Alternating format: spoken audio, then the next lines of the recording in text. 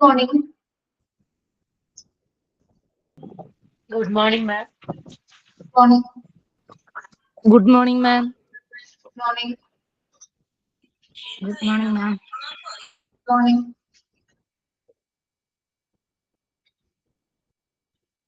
Good morning, ma'am. Morning.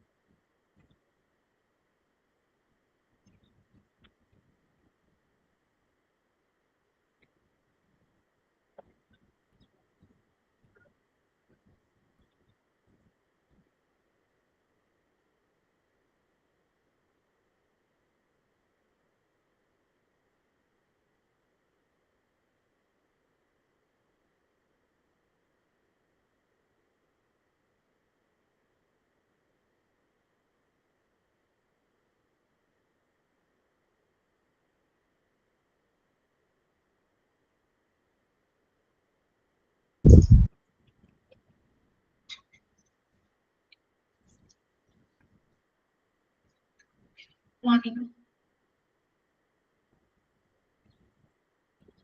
Good morning, ma'am. Morning.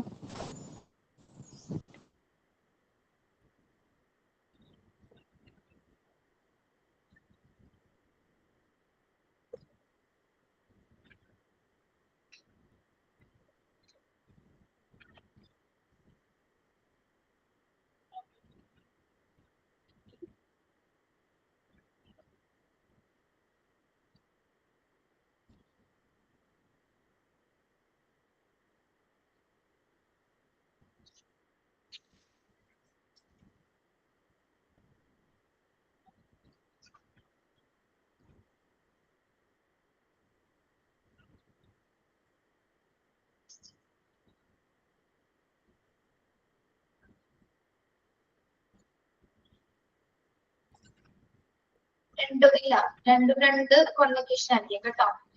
PG വേറെ diploma വേറെ. ഇതാണോ എങ്ങനെ ചോദിച്ചേ? മേക്ക് ഓൺ ആണോ ചോദിച്ചോ?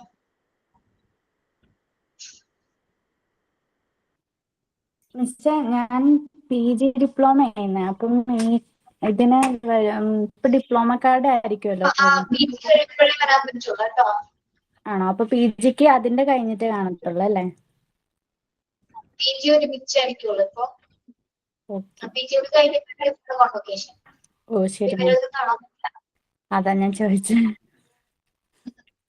പിന്നെ ചോദിച്ചു നോക്കാം, സാറിനോട് കോണ്ടാക്ട് ചെയ്ത് നോക്ക്. എന്നറിയില്ല, ഞാൻ ചോദിച്ചിട്ട് പറയാമോ? ഓ ശരി മാം. ശരി. അങ്ങനെ ഒരു കുഴപ്പമുണ്ട്. അത് കുറെ കുട്ടികള് അങ്ങനെ ചോദിക്കാറുണ്ട്. അപ്പൊ എന്താണ് അവര് PG ചെയ്യുമ്പോ അവരെ ബാക്കി ഡിപ്ലോമയിലെ കുട്ടികൾ കാണാൻ പറ്റില്ല. അവര് ഓൾറെഡി അവർക്ക് സെപ്പറേറ്റഡ് ആയിരിക്കും മിക്കവാറും കോൺവൊക്കേഷൻ ചെയ്യാറ്.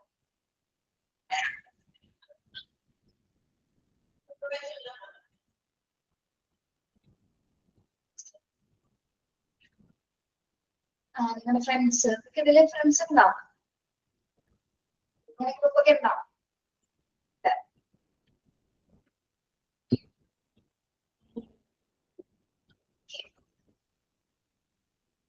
PG എന്ന് പറയുമ്പോ മിക്ക ബാച്ചസിലെയും കുട്ടികളായിരിക്കും ജോയിൻ ചെയ്യുന്നത് അല്ലെ. എല്ലാവരും വലിയ കണക്ഷൻ ഉണ്ടാവുന്നില്ല PGയില്. എന്നാലും PG2 നല്ല ബാച്ചിലാണ് കേട്ടോ. PG2 ഒരുമിച്ചല്ല കോൺവൊക്കേഷൻ, സെപ്പറേറ്റഡ് ആണ്. PGക്ക് വേറെ ഡിപ്ലോമയ്ക്ക് വേറെ.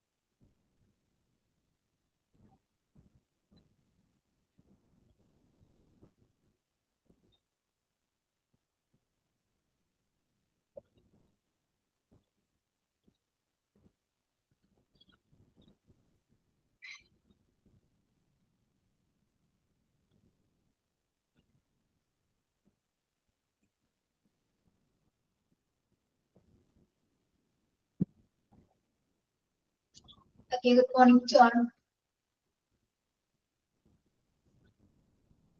Morning, ma'am. Morning.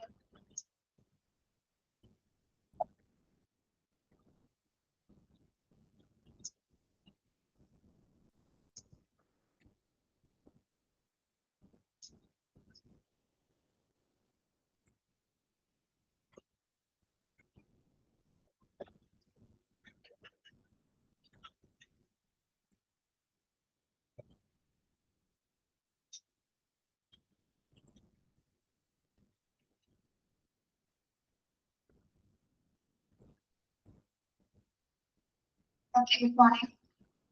Yes, നമ്മൾ കഴിഞ്ഞ ക്ലാസ്സിൽ പേഴ്സണൽ പോളിസി എടുത്തിരുന്നല്ലേ, ഡെഫിനിഷൻ പറഞ്ഞല്ലേ? ഡെഫിനിഷൻ പറഞ്ഞു, അതിന്റെ അഡ്വാൻറ്റേജസ് ഒരെണ്ണം പറഞ്ഞു, രണ്ടാമത്തെ പറഞ്ഞോ? ഇല്ല, ഒരെണ്ണം. യെസ്, പേഴ്സണൽ പോളിസിയുടെ ഫസ്റ്റ് അഡ്വാൻറ്റേജസ് എന്തായിരുന്നു? ഫസ്റ്റ് അഡ്വാൻറ്റേജസ് ആയിട്ട് പറഞ്ഞത് എൻഎച്ച്എസിനെ സംബന്ധിച്ചിടത്തോളം എന്തെങ്കിലും തരത്തിലുള്ള പ്രോബ്ലംസോ ഡിസിഷൻസ് എടുക്കുകയാണെങ്കിൽ എന്താണ്, സീനിയർ ആയിട്ടുള്ള കൺസൾട്ടേഴ്സിന് അല്ലെങ്കിൽ എന്താ സുപ്പീരിയേഴ്സിന്റെ ഡിസിഷൻസ് അല്ലെങ്കിൽ അവരുടെ കൺസൾട്ടേഷൻ ആവശ്യമില്ല, അവരുടെ പെർമിഷൻസ് ആവശ്യമില്ല. ഓൾറെഡി നമ്മൾ സെറ്റ് ചെയ്തിരിക്കുന്ന പേഴ്സണൽ പോളിസിയുടെ റൂൾസ് അനുസരിച്ച് ചെയ്യാവുന്നതേ ഉള്ളൂ. ഓക്കെ, സെക്കൻഡ് വൺ എന്താണ്?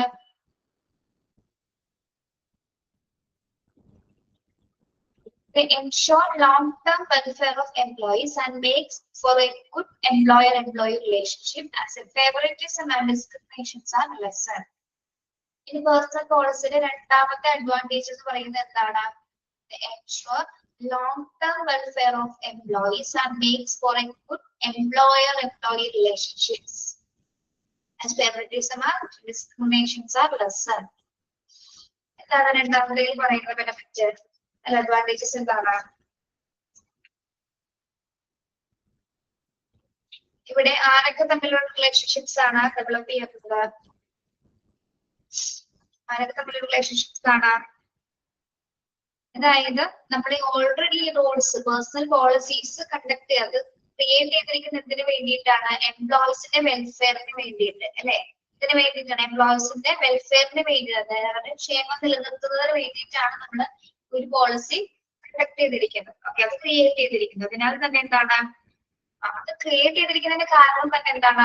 മറ്റു തരത്തിൽ ഫേവറിറ്റീസോ അല്ലെങ്കിൽ എന്തെങ്കിലും ഡിസ്ക്രിമിനേഷനോ ഒന്നും ഇല്ലാതിരിക്കാൻ വേണ്ടിയിട്ടാണ് നമ്മൾ അത് ക്രിയേറ്റ് ചെയ്തിരിക്കുന്നത്. അതിനാൽ തന്നെ എംപ്ലോയറും എംപ്ലോയിയും തമ്മിലുള്ള നല്ലൊരു റിലേഷൻഷിപ്സ് വികസിപ്പിച്ചെടുക്കാനായിട്ടും ഇത് സഹായിക്കും. ഓക്കെ, യെസ്, അതായത് ദീർഘകാലത്തെ ഓരോ സ്റ്റാഫുകളുടെയും ആ ഒരു ക്ഷേമ വെൽഫെയർ നിലനിർത്തുക എന്നുള്ളത് തന്നെയാണ് പേഴ്സണൽ പോളിസിയുടെ പ്രധാന ലക്ഷ്യം എന്ന് പറയുന്നത്. അവരുടെ ആ വെൽഫെയറിന് യാതൊരു വിധത്തിലുള്ള ഭംഗം വരുത്താതെ തന്നെ ആയിരിക്കണം ഓരോ ഓർഗനൈസേഷൻസിലെ എന്താണ് ആ ഒരു എംപ്ലോയീസിന്റെ റിലേഷൻഷിപ്സ് മുന്നോട്ട് പോയത്. അപ്പൊ അതിന് ഏറ്റവും കൂടുതൽ ഹെൽപ്പ് ചെയ്യുന്നത് പേഴ്സണൽ പോളിസീസ് തന്നെയാണ്. അതായത് തൊഴിലാളിയും തൊഴിലുടമയും തമ്മിൽ നല്ലൊരു ബന്ധം നിലനിർത്താനായിട്ടും പേഴ്സണൽ പോളിസീസ് ഹെൽപ്പ് ചെയ്യുന്നുണ്ട്. Okay, yes, these are the two advantages of personal policies. ഓർത്ത് വെക്കാം.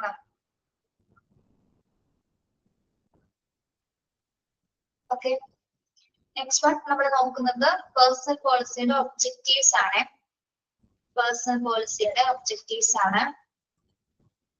First one, security of employment, payment of fair wages എന്നാണ് കേട്ടോ. ഫെയർ വേജസ് നോക്കാം. Sound industrial relations, training of everyone, optimal use of human resources, respecting human dignity. Personal policy first objective എന്താണ്? Security of employment. എന്താണ് security of employment എന്ന് പറയുന്നത്? തൊഴിൽ സുരക്ഷിതത്വം ഉറപ്പുവരുത്തുക അല്ലെ? അതാണ് ആദ്യം ഏറ്റവും ഇമ്പോർട്ടന്റ് ആയിട്ടുള്ള കാര്യം. എന്താണ്, നമ്മൾ ഏത് തൊഴിലാണോ ചെയ്യുന്നത് ആ തൊഴിലുമായി ബന്ധപ്പെട്ട് എന്താണ് അവരുടെ ആ ഒരു എംപ്ലോയ്മെന്റുമായി ബന്ധപ്പെട്ട് അല്ലെങ്കിൽ ആ തൊഴിൽ സുരക്ഷിതത്വം ഉറപ്പുവരുത്തുക എന്നുള്ളതാണ് ഫസ്റ്റ് ഒബ്ജക്റ്റീവ് എന്ന് പറയുന്നത്. അവരെപ്പോഴും സെക്യൂർഡ് ആക്കി നിർത്തിയിരിക്കണം സ്റ്റാഫുകളെ. ഓക്കെ, സെക്കൻഡ് വൺ എന്താണ്? Payment of fair wages. Payment of fair, FAIR, spelling mistake ഉണ്ട് PDF-ല്. എന്താണ് ഫെയർ വേജസ് എന്ന് പറയുന്നത്? മിനിമം ആയിട്ടുള്ള വേജസ് കൊടുക്കാൻ പറ്റും അല്ലെങ്കിൽ റീസണബിൾ ആയിട്ടുള്ള wages arc കൊടുത്തിരിക്കണമോ?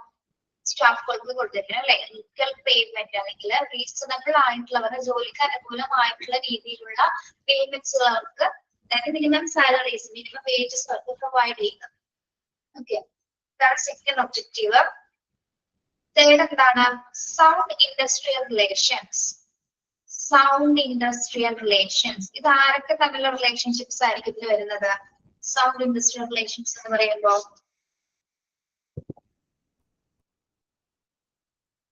Relationship between management and employees.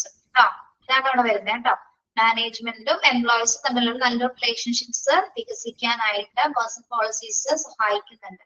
Okay, ആ ഒരു കോർപ്പറേഷൻ ഉണ്ടെങ്കിൽ മാത്രമേ ആ ഒരു ഓർഗനൈസേഷൻ എന്തെങ്കിലും ബെനിഫിറ്റ് ഉണ്ടാവുള്ളൂ. അല്ലാതെ മാനേജേഴ്സും എംപ്ലോയീസും തമ്മിൽ എപ്പോഴും എന്തെങ്കിലും ഡിസ്പ്യൂട്ട്സോ തർക്കങ്ങളൊക്കെ ഉണ്ടെങ്കിൽ എന്താണ്, ആ ഓർഗനൈസേഷനെ നല്ല രീതിയിൽ മുന്നോട്ട് കൊണ്ടുപോകാനായിട്ട് സാധിക്കില്ല. അപ്പൊ അതിനാൽ തന്നെ എന്താണ്, അവർ തമ്മിൽ നല്ലൊരു റിലേഷൻഷിപ്സ്, അതായത് മാനേജേഴ്സും എംപ്ലോയീസും തമ്മിലുള്ള ഒരു നല്ലൊരു റിലേഷൻഷിപ്സ് എപ്പോഴും അവരെ നിലനിർത്തിക്കൊണ്ട് തന്നെ ഇരിക്കും.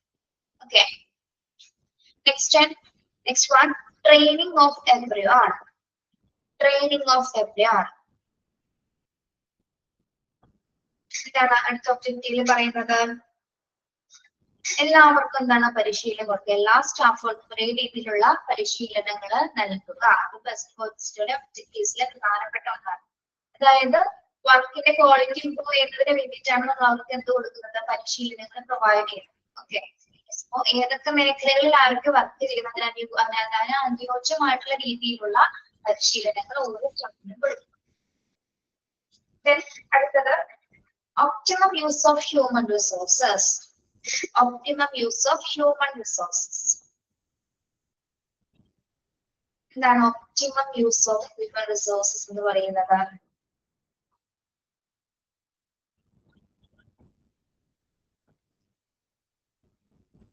മാക്സിമം എന്ത് ചെയ്യാനാണ്? ഹ്യൂമൻ റിസോഴ്സിന് മികച്ച രീതിയിലുള്ള ഉപയോഗം സാധ്യമാക്കണം. എങ്ങനെയൊക്കെ നമുക്ക് ഉപയോഗിക്കാൻ പറ്റും? അതായത് ഇവിടെ ഒപ്റ്റിമൈസ് ചെയ്യുമ്പോൾ നമ്മള് ജീവനക്കാർക്ക് കഴിവ്, അതായത് സ്റ്റാഫുകൾക്ക് എത്രത്തോളം കഴിവുകളുണ്ട് അല്ലെ, അവരുടെ കഴിവുകൾക്ക് അനുയോജ്യമായിട്ടുള്ള ജോലികൾ വിതരണം ചെയ്യുക അല്ലെ. അങ്ങനെയാണ് നമുക്ക് അവരെ എല്ലാ രീതിയിലും കംപ്ലീറ്റ് ആയിട്ട് യൂട്ടിലൈസ് ചെയ്യാൻ പറ്റും. അവർക്ക് എന്താണോ അവരുടെ ക്വാളിഫിക്കേഷൻ അതിനനുസരിച്ചിട്ടുള്ള ജോലികൾ അവർക്ക് പ്രദാനം ചെയ്യുക. പിന്നെ എന്താണ്, അപ്പൊ അതിനുവേണ്ടി നമുക്ക് എന്ത് കൊടുക്കാൻ പറ്റും? മികച്ച രീതിയിലുള്ള പരിശീലനങ്ങൾ കൊടുത്ത് ആപ്റ്റ് ആയിട്ടുള്ള പൊസിഷൻസിലേക്ക് അവരെ നിയമിക്കാനായിട്ട് സാധിക്കും. അതായത് ഹ്യൂമൻ റിസോഴ്സിന് നമുക്ക് മാക്സിമം യൂട്ടിലൈസ് ചെയ്യണമെങ്കിൽ എന്താണ്, അവരുടെ കഴിവുകൾ എന്താണോ അതിനനുസരിച്ചിട്ടുള്ള ക്വാളിഫിക്കേഷൻ എന്താണ് അതിനനുസരിച്ചിട്ടുള്ള ജോലികൾ കൊടുക്കുക. അതോടൊപ്പം തന്നെ എന്താണ്, അത് മികച്ച രീതിയിൽ കൈകാര്യം ചെയ്യാനുള്ള പരിശീലനങ്ങളും അവർക്ക് കൊടുക്കേണ്ടതാണ്. ഓക്കെ, മാത്രമല്ല അതോടൊപ്പം തന്നെ മികച്ച ഒരു വർക്കിംഗ് എൻവയോൺമെന്റ് അല്ലെങ്കിൽ നല്ലൊരു അന്തരീക്ഷം കൂടി അവർക്ക് പ്രദാനം ചെയ്യുന്നത്. യൂസ് ചെയ്യുമ്പോൾ തന്നെ എന്താണ്, യൂസ് ചെയ്യുന്നതോടൊപ്പം തന്നെ അവർക്ക് നല്ലൊരു അന്തരീക്ഷം കൂടി പ്രദാനം ചെയ്തിട്ടായിരിക്കും നമുക്ക് ആ ഒരു ഓർഗനൈസേഷന്റെ നിലനിർത്തി പോവേണ്ടത്. Okay, optimum use of human resources എന്ന് പറയുന്നത്, അതായത് ഹ്യൂമൻ റിസോഴ്സിന്റെ ഏറ്റവും മികച്ച രീതിയിലുള്ള ഉപയോഗം എന്നാണ് അവിടെ പറയുന്നത് കേട്ടോ. മനസ്സിലായോ? ഒപ്റ്റിമം യൂസ്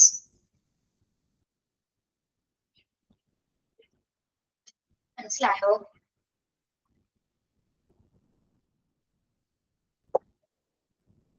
ഇതൊക്കെ ജീവനക്കാർക്ക് എന്തൊക്കെ കഴിവുണ്ട് അത് പ്രയോജനപ്പെടുത്താനായിട്ട് സാധിക്കണം. ഇത്രേ ഉള്ളൂ കേട്ടോ. Next, respecting human dignity. Respecting human dignity. Yes, നമുക്ക് എല്ലാവർക്കും എന്തുണ്ട്? ഒരു മാനുഷികമായ അന്തസ്സുണ്ട്, ഡിഗ്നിറ്റി അല്ലെ. ആ ഒരു മാനസികമായിട്ടുള്ള അന്തസ്സിനെ ബഹുമാനിക്കുക, റെസ്പെക്ട് ചെയ്യണം. അതായത് നമ്മൾ ആദ്യമേ പഠിച്ച പോലെ ആസ് എ ഹ്യൂമൻ ബീങ് അല്ലെ, മനുഷ്യനെ അത് മനുഷ്യനായിട്ട് കാണണം അല്ലെ. യെസ്, ആത്മാഭിമാനം ഉദ്ദേശിക്കുന്നത് എന്താണ്? ഹ്യൂമൻ ബീങ്സ് ആയിട്ട് കൂടി അവരെ പരിഗണിച്ചേ മതിയാവും അല്ലെ. അതോടൊപ്പം തന്നെ അവർക്ക് അവരുടെ ആ ഒരു പേഴ്സണാലിറ്റിക്ക് യാതൊരു വിധത്തിലുള്ള മിസ്റ്റേക്സ് അല്ലെങ്കിൽ മറ്റ് തെറ്റുകുറ്റങ്ങളൊന്നും വരാതെ തന്നെ അവരുടെ അന്തസ്സിനെ മാനിക്കുന്ന രീതിയിലായിരിക്കണം പേഴ്സണൽ പോളിസീസിൽ. പേഴ്സണൽ പോളിസി അതിനു വേണ്ടി കൂടി തന്നെയാണ് അത് ക്രിയേറ്റ് ചെയ്തിരിക്കുന്നത്. ആത്മാഭിമാനം സംരക്ഷിക്കുന്ന രീതിയിൽ അവരുടെ അന്തസ്സിനെ മാനിക്കണം. Okay, these are the objectives of personnel policies. ഒന്നുകൂടി നോക്കാം. ഫസ്റ്റ് വൺ എന്താണ് പറഞ്ഞത്? സെക്യൂരിറ്റി ഓഫ് എംപ്ലോയ്മെന്റ്, അതായത് തൊഴിൽ സുരക്ഷിതത്വം ഉറപ്പുവരുത്തണം. പിന്നെ അവർക്ക് പേയ്മെന്റ് ഓഫ് ഫെയർ വേജസ്, അതായത് ഒരു മിനിമം വേജസ്, റീസണബിൾ ആയിട്ടുള്ള വേജസ് ഉറപ്പുവരുത്തുക. സൗണ്ട് ഇൻഡസ്ട്രിയൽ റിലേഷൻസ്, അതായത് മാനേജേഴ്സും എംപ്ലോയേഴ്സും തമ്മിലുള്ള മാനേജ്മെന്റും എംപ്ലോയേഴ്സും തമ്മിലുള്ള റിലേഷൻഷിപ്സ് നല്ല രീതിയിൽ കൊണ്ടുപോകുക. പിന്നെ ആവശ്യാനുസരണം അവർക്ക് വിവിധ രീതിയിലുള്ള ട്രെയിനിങ് പരിശീലനങ്ങൾ നൽകുക. പിന്നെ എന്താണ്, അവരുടെ കഴിവുകൾ എന്താണോ അതിനനുസരിച്ചിട്ട് അവരെ പ്രയോജനപ്പെടുത്താനായിട്ട് ശ്രമിക്കുക. മാത്രമല്ല അവരുടെ ക്വാളിഫിക്കേഷൻ എന്താണോ അതിനനുസരിച്ചുള്ള ജോലികൾ അവർക്ക് പ്രദാനം ചെയ്യുക. ഓക്കെ, അതോടൊപ്പം തന്നെ എന്താണ്, റെസ്പെക്ട് ഹ്യൂമൻ ഡിഗ്നിറ്റി, അവരുടെ അന്തസ്സിനെ മാനിക്കുക. ഓക്കെ, ഒബ്ജക്റ്റീവ്സ് ഒക്കെ പഠിക്കണം കേട്ടോ. പേഴ്സണൽ ഗോൾസിന്റെ ഒബ്ജക്റ്റീവ്സ് എന്താണെന്ന് പഠിക്കാം. ഇന്നലെ അറ്റൻഡ് ചെയ്ത മോക്ക് ടെസ്റ്റ് ചെയ്യാൻ പറ്റിയിരുന്നോ? ഇന്നാണോ നിങ്ങൾക്ക് മോക്ക് ടെസ്റ്റ്? ഇന്നാണ് എടുക്കുന്നത് ഇന്നലത്തെ ക്ലാസ്സിന്റെ. അതിന് കുറച്ച് രണ്ട് ക്വസ്റ്റ്യൻസ് ഒന്ന് വേറെ രീതിയിൽ ചോദിച്ചിട്ടുണ്ട് കേട്ടോ. ഇതിൽ പെടാ ആദ്യം കുറച്ചൊരു കോമൺ ആയിട്ട് രണ്ട് ചോദ്യങ്ങൾ ഇട്ടിട്ടുണ്ട്. അപ്പൊ ഇത് നോക്കി കണ്ടക്ട് ചെയ്യാം.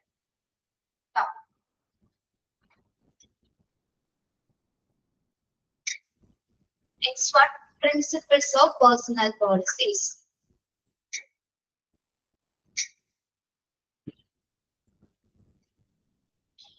ഞാനൊരു കാര്യം ചോദിക്കട്ടെ, നിങ്ങൾക്ക് എന്നെ ക്യാമറയിൽ കണ്ടിട്ട് എനിക്ക് എന്തെങ്കിലും ഒരു ബുദ്ധിമുട്ടുള്ള പോലെ തോന്നുന്നുണ്ടോ? അങ്ങനെ എന്തെങ്കിലും തോന്നുന്നുണ്ടോ?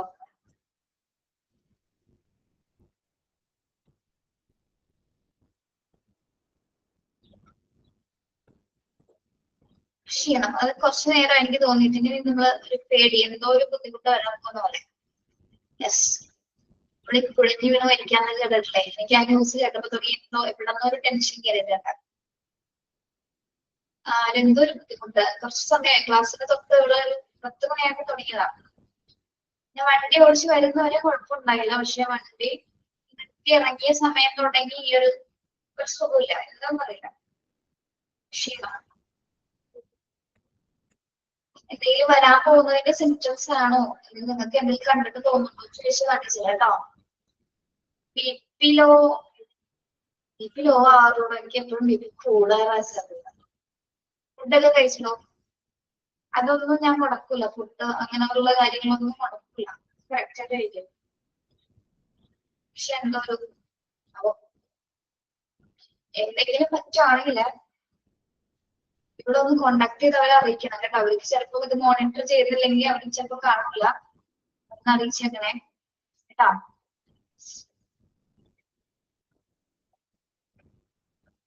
യെസ്,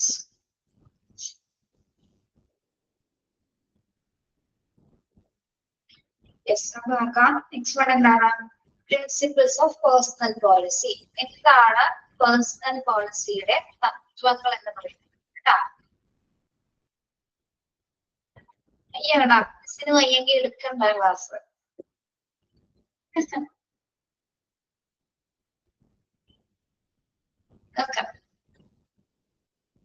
യെസ്, ഫസ്റ്റ് പ്രിൻസിപ്പിൾ എന്താണ്? Train everyone for the job to be done. Train everyone for the job to be done. First principle എന്താ പറയുന്നത്? ട്രെയിൻ എവരിവൺ ഫോർ ദ എനിക്ക് മനസ്സിലായി ശരണ്യ, വെറുതെ പറഞ്ഞതാ. ഷുഗർ ലോയാലും തളർച്ച തോന്നും അല്ലെ? ആയിക്കോട്ടെ. ഫസ്റ്റ് പോയിന്റ്, ഫസ്റ്റ് പ്രിൻസിപ്പിൾ എന്താ പറയുന്നത്? എല്ലാവർക്കും എല്ലാ ജോലിക്കും നമ്മൾ എന്ത് കൊടുത്തിരിക്കണം? ട്രെയിനിങ് അല്ലെ? അവർക്ക് വേണ്ട ട്രെയിനിങ്സ് പ്രൊവൈഡ് ചെയ്യുക. Train everyone for the job to be done.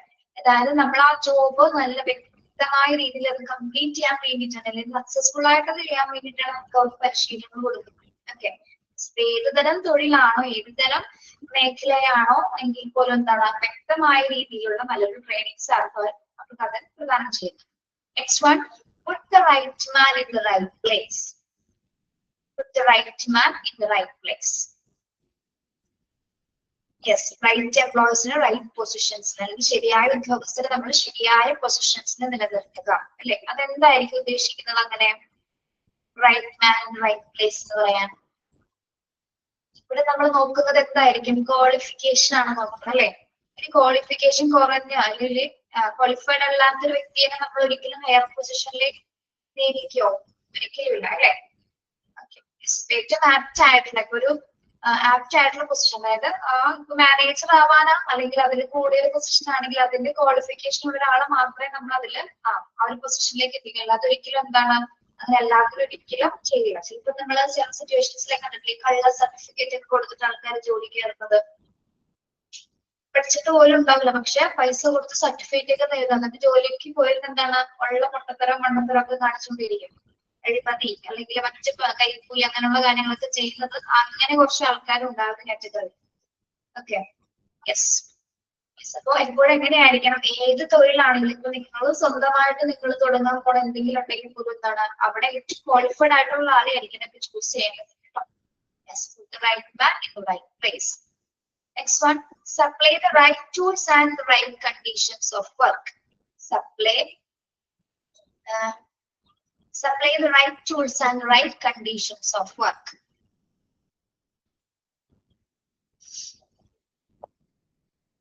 Working condition കുറച്ചും കൂടി നല്ല രീതിയിൽ ആക്കണമെങ്കിൽ നമ്മൾ എന്ത് കൊടുത്തിട്ടുണ്ടായിരിക്കണം, ശരിയായിട്ടുള്ള ഉപകരണങ്ങൾ അല്ലെ, സ്യൂട്ടബിൾ ആയിട്ടുള്ള ടൂൾസുകള് മാത്രമല്ല, അതോടൊപ്പം തന്നെ അത് യാതൊരു തരത്തിലും റിപ്പയറിങ്ങോ മെയിൻ്റനൻസ് വരാതെ ഉള്ളൊരു മെഷീൻസ് ആയിരിക്കണം, അത് എക്യുപ്മെന്റ്സ് ആയിരിക്കണം നമ്മൾ പ്രൊവൈഡ് ചെയ്യുന്നത്, അല്ലെങ്കിൽ ടൂൾസ് ആയിരിക്കണം പ്രൊവൈഡ് ചെയ്യുന്നത്. അതായത് നല്ല വർക്കിംഗ് കണ്ടീഷൻസ് ഉള്ള ടൂൾസ് സപ്ലൈ ചെയ്താൽ മാത്രമേ നമുക്ക് നല്ല രീതിയിലുള്ള വർക്ക് ചെയ്യാൻ പറ്റൂ. യെസ്, അപ്പൊ അതും കൂടി അവിടെ ഏറ്റവും കൂടുതൽ ശ്രദ്ധിക്കേണ്ട കാര്യം. തിരിച്ച് യാന്ത്രികമായിട്ടുള്ള ഉപകരണങ്ങൾക്ക് കൈകാര്യം ചെയ്യുന്ന ഒരു മേഖലയാണെങ്കിൽ എപ്പോഴും നമ്മൾ കൊടുക്കുന്ന ടൂൾസ് എപ്പോഴും എങ്ങനെയായിരിക്കണം, പെർഫെക്റ്റ് കണ്ടീഷൻസ് ഉള്ള ടൂൾസുകളായിരിക്കണം പ്രൊവൈഡ് ചെയ്യുന്നത്. Okay, yes. മൂന്നാമത്തെ നെക്സ്റ്റ് വൺ. അപ്പൊ ഓക്കെ, 3 പോയിന്റ്സ് ഒന്നുകൂടി നോക്കിയേ. ഫസ്റ്റ് വൺ എന്തായിരുന്നു, ഫസ്റ്റ് പ്രിൻസിപ്പിൾ എന്തായിരുന്നു, train everyone for the job to be done, then put the right man in the right place, supply the right tools and right conditions of work. Next, make the organization a coordinate team through a proper coordinate and administration of various departments and divisions. Make the organization a coordinate team through a proper coordinate and administration of various departments and divisions. എന്താണ് fourth വണ്ണിൽ പറയുന്നത്, ഇത് administration അല്ലെങ്കിൽ ഡിപ്പാർട്ട്മെന്റ്സിനെ coordinate ചെയ്യണം, proper coordination ചെയ്യാനായിട്ട്. ഇതിനു വേണ്ടിയിട്ടാണ് നമ്മൾ കോർഡിനേഷൻ ചെയ്യുന്നത് ഓർഗനൈസേഷനിൽ. നമുക്കറിയാം ഒരു ഓർഗനൈസേഷന് വ്യത്യസ്ത വകുപ്പുകൾ ഉണ്ടാവും, വ്യത്യസ്ത ഡിവിഷൻസ് അല്ലെ, പല പല മേഖലകൾ അതിനകത്ത് ഉണ്ടായിരിക്കും അല്ലെ. അപ്പൊ അത് എഫക്റ്റീവ് ആയിട്ട് അത് കൈകാര്യം ചെയ്യണമെങ്കിൽ അല്ലെങ്കിൽ എഫക്റ്റീവ് ആയിട്ട് അതിനെ പ്രവർത്തിക്കണമെങ്കിൽ എന്താണ്, അതിനെ കോർഡിനേറ്റ് ചെയ്യാനായിട്ടുള്ള ഒരു ടീം ഉണ്ടായിരിക്കും അല്ലെ. അതായത് ഒരു ഓർഗനൈസേഷന് വേരിയസ് ആയിട്ടുള്ള ഡിവിഷൻസ് ഉണ്ടാവും, ഡിപ്പാർട്ട്മെന്റ്സ് ഉണ്ടാവും, പല ഉപമേഖലകൾ സബ് മേഖലകൾ എന്നൊക്കെ പറയുന്ന പോലെ.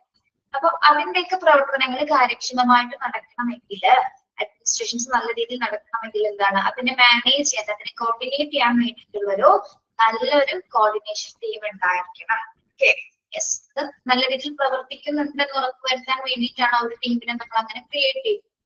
Okay, yes. മനസ്സിലായോ നാലാമത്തെ പോയിന്റ്, നാലാമത്തെ principle? Yes. Next one, provide security with opportunity, incentive, recognition. Provide security with the opportunity, incentive, recognition. അപ്പൊ അതൊന്ന് പറയാൻ പറ്റുമോ നോക്കി, എന്താണ് അതിൽ പറയുന്നത്? ഫിഫ്ത്ത് പ്രിൻസിപ്പിൾ എന്താ സൂചിപ്പിക്കുന്നത്?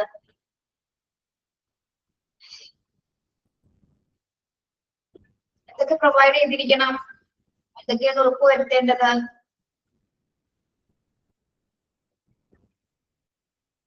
സെക്യൂരിറ്റി അല്ലെങ്കിൽ അവസരങ്ങൾ, ഓപ്പർച്യൂണിറ്റീസ്, ഇൻസെന്റീവ്സ്, റെക്കഗ്നീഷൻ. റെക്കഗ്നീഷൻ എന്താണ്? റെക്കഗ്നീഷൻ, യെസ്, അംഗീകാരം അല്ലെ. യെസ്, അപ്പൊ അവർക്ക് ആവശ്യമായിട്ടുള്ളത് എന്താണ്, അവരുടെ നീഡ് അനുസരിച്ചിട്ടുള്ള കാര്യങ്ങൾ കൂടി നമ്മൾ അവിടെ പ്രൊവൈഡ് ചെയ്യേണ്ടതുണ്ട്. പ്രത്യേകമായിട്ട് എന്താണ്, സെക്യൂരിറ്റി ഉറപ്പുവരുത്തുക, അവരുടെ അവസരങ്ങൾ പ്രൊവൈഡ് ചെയ്യുക, ഇൻസെന്റീവ്സ് പോലുള്ള കാര്യങ്ങൾ, മറ്റു ബെനിഫിറ്റ്സ് അറേഞ്ച് ചെയ്യുക, അതോടൊപ്പം തന്നെ എന്താണ്, അവർക്ക് വേണ്ട രീതിയിലുള്ള അംഗീകാരം കൂടി നമ്മളവിടെ പ്രൊവൈഡ് ചെയ്യും. ഓക്കെ, ആർക്ക് വേണ്ടുള്ളതാണ്? ഹ്യൂമൻ റിസോഴ്സസിന് വേണ്ടിയുള്ള കാര്യങ്ങൾ കേട്ടോ. ലാസ്റ്റ് പ്രിൻസിപ്പിൾ നോക്കിയേ, look ahead, plan ahead for more and better things. ഒരു കോട്ട് പോലെ നമുക്ക് തോന്നും ആ ഒരു പ്രിൻസിപ്പിൾ. എന്താണ് ഉദ്ദേശിക്കുന്നത്? Look ahead, plan ahead for more and better things. നമ്മൾ മുന്നോട്ട് നോക്കി കൂടുതൽ കാര്യങ്ങൾ അറേഞ്ച് ചെയ്യുക. അതായത് നമ്മൾ അവിടെ നോക്കുന്നത് മുന്നോട്ട് നോക്കാൻ ഉദ്ദേശിക്കുന്നത് ഫ്യൂച്ചറിനെയാണ്, അല്ലെങ്കിൽ ഭാവിയിൽ വരുന്ന ആവശ്യങ്ങള് മുൻകൂട്ടി കണ്ട് അതിൻ്റെതായ രീതിയിൽ നമ്മൾ പ്ലാൻ ചെയ്യുക എന്നുള്ളതാണ് കേട്ടോ.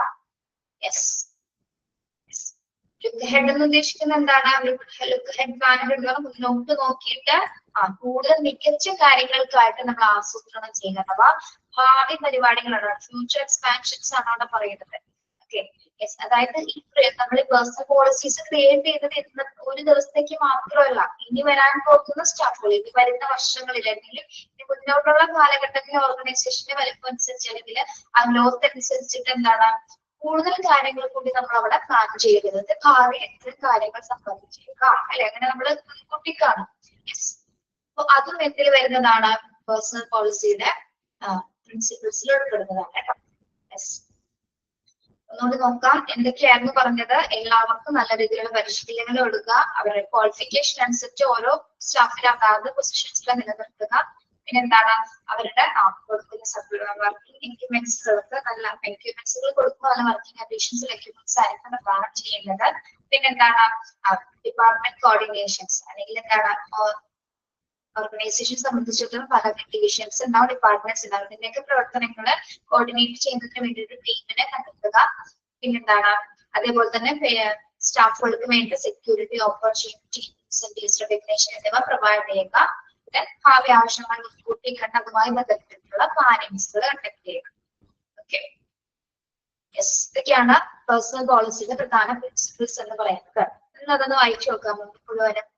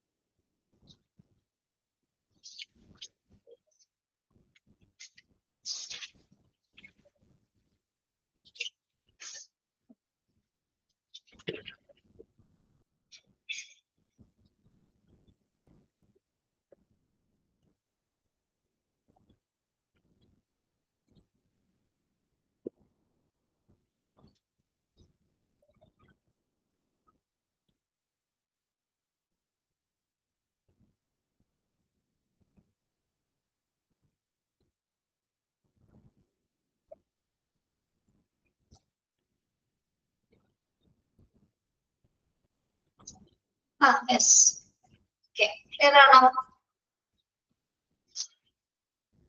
Okay, yes. നെക്സ്റ്റ് നമുക്ക് നോക്കാം essential characteristics of a sound personal policy or personal policy characteristics. Personal പോളിസിയുടെ സവിശേഷതകൾ എന്തൊക്കെയാണ്, ഏത് ക്യാരക്ടറിസ്റ്റിക്സ് എന്താണെന്നാണ് പഠിക്കുന്നത് കേട്ടോ. ഓക്കെ, യെസ്, അതുകൊണ്ട് ശ്രദ്ധിക്കാം പേഴ്സണൽ പോളിസിയുടെ ക്യാരക്ടറിസ്റ്റിക്സ് എന്തൊക്കെയാണ്. ഓക്കെ, എസെൻഷ്യൽ ആയിട്ടുള്ള ക്യാരക്ടറിസ്റ്റിക്സ് ആണ് നമ്മൾ പഠിക്കുന്നത്. First one, it should B clear, positive, early understood by each and every employee of the organization. It should be clear, positive, and early understood by each and every employee of the organization. ഈ personal policy എന്ന് പറയുന്നത് എന്താണെന്നാണ് നമ്മൾ ആദ്യം പഠിച്ചത്. Set of rules ആണ് അല്ലെ, എഴുതപ്പെട്ടിരിക്കുന്ന കുറച്ച് റൂൾസുകളാണ്. ഓക്കെ, അപ്പൊ ഈ റൂൾസ് എങ്ങനെയുള്ളതായിരിക്കണം എഴുതപ്പെടേണ്ടത്? ആ റൂൾസുകള് it should be clear. Clear എന്താണ്? യെസ്, വളരെ വ്യക്തമായിട്ടുള്ളതായിരിക്കണം. Positive and early understood by each and every employee of the organisation. എല്ലാവർക്കും തന്നെ എന്താണ് ഓരോ ജീവനക്കാർക്കും കൃത്യമായിട്ട് മനസ്സിലാകുന്ന രീതിയിലായിരിക്കണം അത് തയ്യാറാക്കിയിരിക്കുന്നത്. ആ നിയമങ്ങൾ അത് മനസ്സിലാവുന്ന രീതിയിലായിരിക്കും, അതായത് പോസിറ്റീവായിട്ട് അത് ക്ലിയർ ആയിരിക്കും, വ്യക്തമായിട്ടുള്ള നിയമങ്ങളായിരിക്കണം അതിൽ ഉണ്ടാവുന്നത്. ഓരോ ജീവനക്കാരനും വ്യക്തമായി മനസ്സിലാകുന്ന രീതിയിലായിരിക്കും അത് തയ്യാറാക്കുന്നത്. ഓക്കെ, അതാണ് ഫസ്റ്റ് ക്യാരക്ടറിസ്റ്റിക്സ് എന്ന് പറയുന്നത്. ഓക്കെ, അതങ്ങനെ ആയിരിക്കും തയ്യാറാക്കിയിരിക്കുന്നത്. It should be in written form. Second characteristics നോക്കൂ, it should be in written form. എങ്ങനെയാണ് തയ്യാറാക്കിയിരിക്കുന്നത്? രേഖാമൂലമായിരിക്കും അല്ലെ, എഴുതപ്പെട്ട രീതിയിലായിരിക്കും ഇത് ക്രിയേറ്റ് ചെയ്തിരിക്കുന്നത്. റൂൾസ് ആണ് അല്ലെ, റൂൾസ് റിട്ടേൺ ഫോമിലാണിത് എഴുതപ്പെട്ട രീതിയിലാണിത് ക്രിയേറ്റ് ചെയ്തിരിക്കുന്നത്. ഓക്കെ, അതാണ് അതിന്റെ പ്രധാനപ്പെട്ട ക്യാരക്ടറിസ്റ്റിക്സ് എന്ന് പറയുന്നത്. അതൊന്ന് ടിക്ക് ചെയ്തേ, സെക്കൻഡ് പോയിന്റ് ഒന്ന് ടിക്ക് ചെയ്തേ. should be in written form.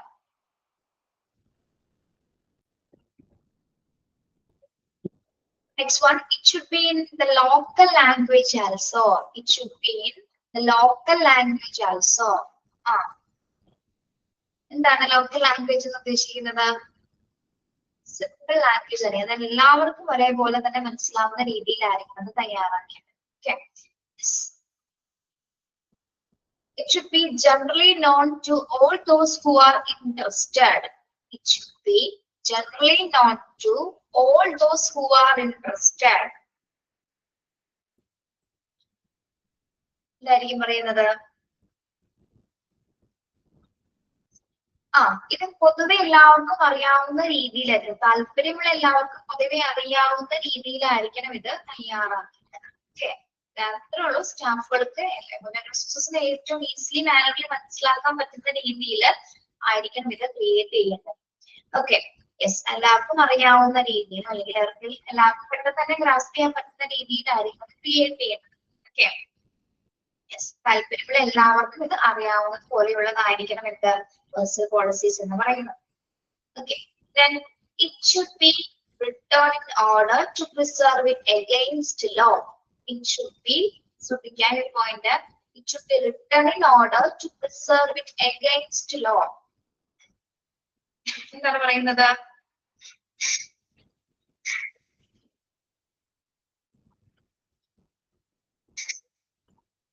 എന്തായിരിക്കും? It should be written in order to preserve it against law. എനിക്ക് നഷ്ടം വരാത്ത രീതിയിൽ എന്നാണ് ഉദ്ദേശിക്കുന്നത് അവിടെ.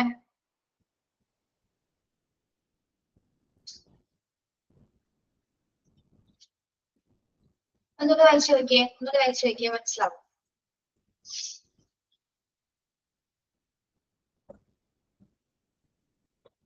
നമ്മളത് ക്രിയേറ്റ് ചെയ്തിരിക്കുന്നത് എന്തിനു വേണ്ടിയിട്ടാണ്? നഷ്ടപ്പെടാതിരിക്കാൻ വേണ്ടിയിട്ടാണ് നമ്മളത് തയ്യാറാക്കിയിരിക്കുന്നത് അല്ലെ.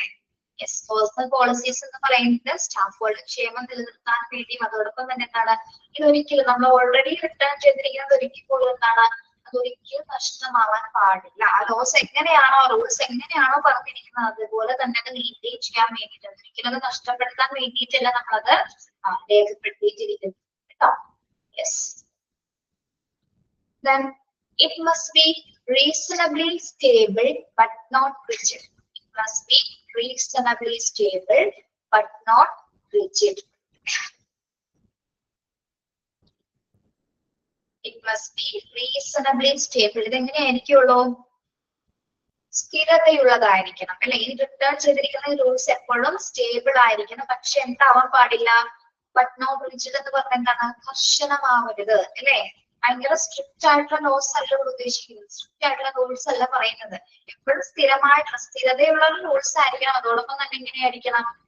റിജിഡ് ആവാൻ പാടില്ല. റിജിഡ് എന്ന് വെച്ചാൽ ഭയങ്കര സ്ട്രിക്റ്റ് അല്ലെങ്കിൽ കർശനമാക്കരുത് എന്ന് പറയുന്നത് നോൺ സ്ട്രിക്റ്റ് ആയിരിക്കണം. ഓക്കെ, ശ്രദ്ധിക്കണം ആ ഒരു പോയിന്റ് കൂടി. എന്താണ്? It must be reasonably stable but not rigid. എപ്പോഴും സ്ഥിരതയുള്ളതായിരിക്കണം. അതോടൊപ്പം തന്നെ എന്താണ് പറയുന്നത്? കർശനമാവാനോ അല്ലെങ്കിൽ സ്ട്രിക്റ്റ് ആവാനോ പാടില്ല.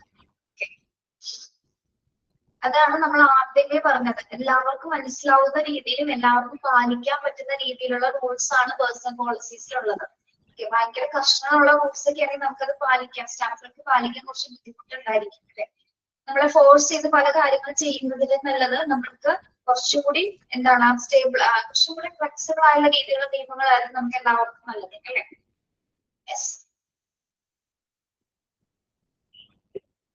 അതിന്റെ ബെസ്റ്റ് ഉദാഹരണമാണ് നമ്മുടെ പ്രിയാമ്പിൾ അല്ലെ, നമ്മുടെ ഹ്യൂമൻ റൈറ്റ്സ്. 6 റൈറ്റ്സ് ഇല്ലേ, മനുഷ്യന് 6 റൈറ്റ്സ് ഇല്ലേ? Right to equality, right to freedom, പഠിച്ചിട്ടില്ലേ 6 റൈറ്റ്സുകള്? ഓക്കെ, നമുക്ക് എന്തിനാണ് ഈ റൈറ്റ്സുകൾ തന്നിരിക്കുന്നത്? പ്രത്യേകിച്ച് റൈറ്റ് ടു ഫ്രീഡം. എന്തിനാണ് right to freedom? Right to freedom എന്നൊരു സംഭവം ഇല്ല എന്നുണ്ടെങ്കിൽ ഇതേപോലെ പഠിക്കാനോ യാത്ര ചെയ്യാനോ അല്ലെങ്കിൽ ഇതിൽ നമുക്ക് സഞ്ചാര സ്വാതന്ത്ര്യം പോലും ഉണ്ടാവില്ല അല്ലെ. ഓക്കെ, അതൊക്കെ സ്ട്രിക്റ്റ് ആയിട്ടുള്ള ഒരു ലോസ് ആയിരുന്നെങ്കിലോ നമുക്ക് എന്തിനും നിയന്ത്രണങ്ങളായിരിക്കും. ഓക്കെ, റിജിഡ് ആയിരുന്നെങ്കിൽ. Okay, yes. ഇവിടെ ഇതാണ് ഉദ്ദേശിക്കുന്നത്.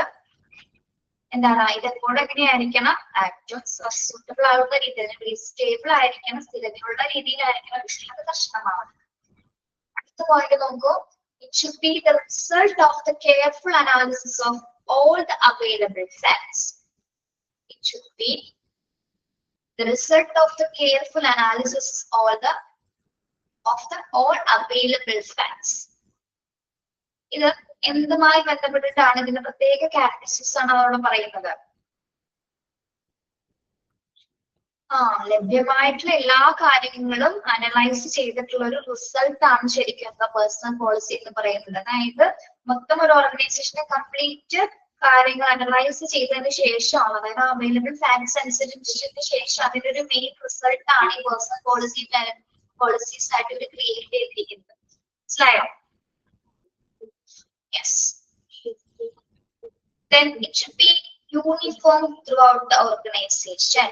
It should be uniform throughout the organization.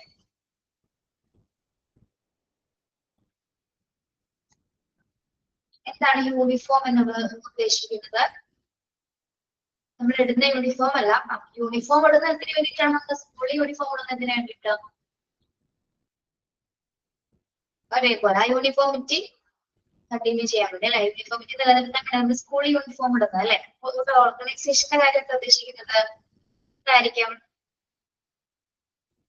എല്ലാവർക്കും ഒരേപോലെ അല്ലെ? യെസ്, എല്ലാവർക്കും ഒരേ ഒരു യൂണിറ്റി നിലനിർത്തുന്ന രീതിയിലായിരിക്കും പേഴ്സണൽ പോളിസികൾ ക്രിയേറ്റ് ചെയ്തിരിക്കുന്നത്. Okay, yes. Class 1, it must provide a two-way communication system between the management and the employees. It must provide a two-way communication system between the management and employees. Personal policy പ്രധാന characteristics വരുന്നത് two-way communication system നിലനിർത്തുന്നത്. ആരൊക്കെ തമ്മിലുള്ള two-way communication system ആണ് നിലനിർത്തുന്നത്? മാനേജ്മെന്റും എംപ്ലോയീസും തമ്മിൽ അല്ലേ? യെസ്. Okay,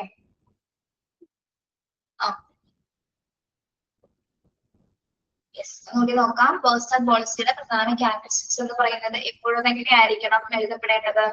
clear. ക്ലിയർ ആയിരിക്കണം, എല്ലാവർക്കും ഒരേപോലെ രീതിയിൽ മനസ്സിലാവുന്ന രീതിയിലായിരിക്കണം അത് തയ്യാറാക്കേണ്ടത്. റിട്ടൺ ഫോമിലായിരിക്കുള്ളൂ, പ്രത്യേകിച്ച് ലോക്കൽ ലാംഗ്വേജിലായിരിക്കും എഴുതപ്പെട്ടിരിക്കുന്നത്, എല്ലാവർക്കും ഒരേപോലെ മനസ്സിലാവുന്നതിന് വേണ്ടിയിട്ട്. ഇനി അറിയാവുന്ന എല്ലാവർക്കും എന്താണ് ഇതിനെ പറ്റി എന്തായിരിക്കും? അതായത് താല്പര്യമുള്ള എല്ലാവർക്കും പൊതുവെ അറിയാവുന്ന രീതിയിലായിരിക്കും ഇത് തയ്യാറാക്കിയിരിക്കുക. ഇനി ഇതെപ്പോഴും എന്താണ്? ഇതൊരിക്കലും നമുക്ക് നഷ്ടപ്പെടുത്താൻ വേണ്ടിയിട്ടല്ല, നമ്മളെപ്പോഴും പ്രിസർവ് ചെയ്തിരിക്കുന്നത്. ഒരിക്കലും ഈ ലോസുകൾ ഒരിക്കലും ഈ റൂൾസുകൾ ഒരിക്കലും നഷ്ടപ്പെടുത്താൻ വേണ്ടിയിട്ടല്ല ഇത് രേഖപ്പെടുത്തിയിരിക്കുന്നത്. ഇനി ഇതെപ്പോഴും എങ്ങനെയായിരിക്കണം? റീസണബിളി സ്റ്റേബിൾ ആയിരിക്കും. ഓക്കെ, ഇത് എല്ലാത്തരം അവൈലബിൾ ഫാക്ട്സിന്റെ ഒരു കെയർഫുൾ ആയിട്ടുള്ള അനാലിസിസ് ആണ് ഇത് പേഴ്സണൽ പോളിസീസ് എന്ന് പറയുന്നത്. ഓക്കെ, പിന്നെ ഇതൊരു ഓർഗനൈസേഷൻ അകത്തൊരു യൂണിഫോമിറ്റി നിലനിർത്താനായിട്ട് സഹായിക്കുന്നു. അതോടൊപ്പം തന്നെ ഒരു two-way കമ്മ്യൂണിക്കേഷൻ സിസ്റ്റം നിലനിർത്താൻ, അതായത് എംപ്ലോയീസും മാനേജ്മെന്റും എംപ്ലോയീസും തമ്മിലുള്ള ഒരു two-way കമ്മ്യൂണിക്കേഷൻ നിലനിർത്താനായിട്ട് പേഴ്സണൽ പോളിസീസ് സഹായിക്കുന്നു. ഓക്കെ, ഇനി സ്റ്റഡി ഒന്ന് വായിച്ചു നോക്കിയേ.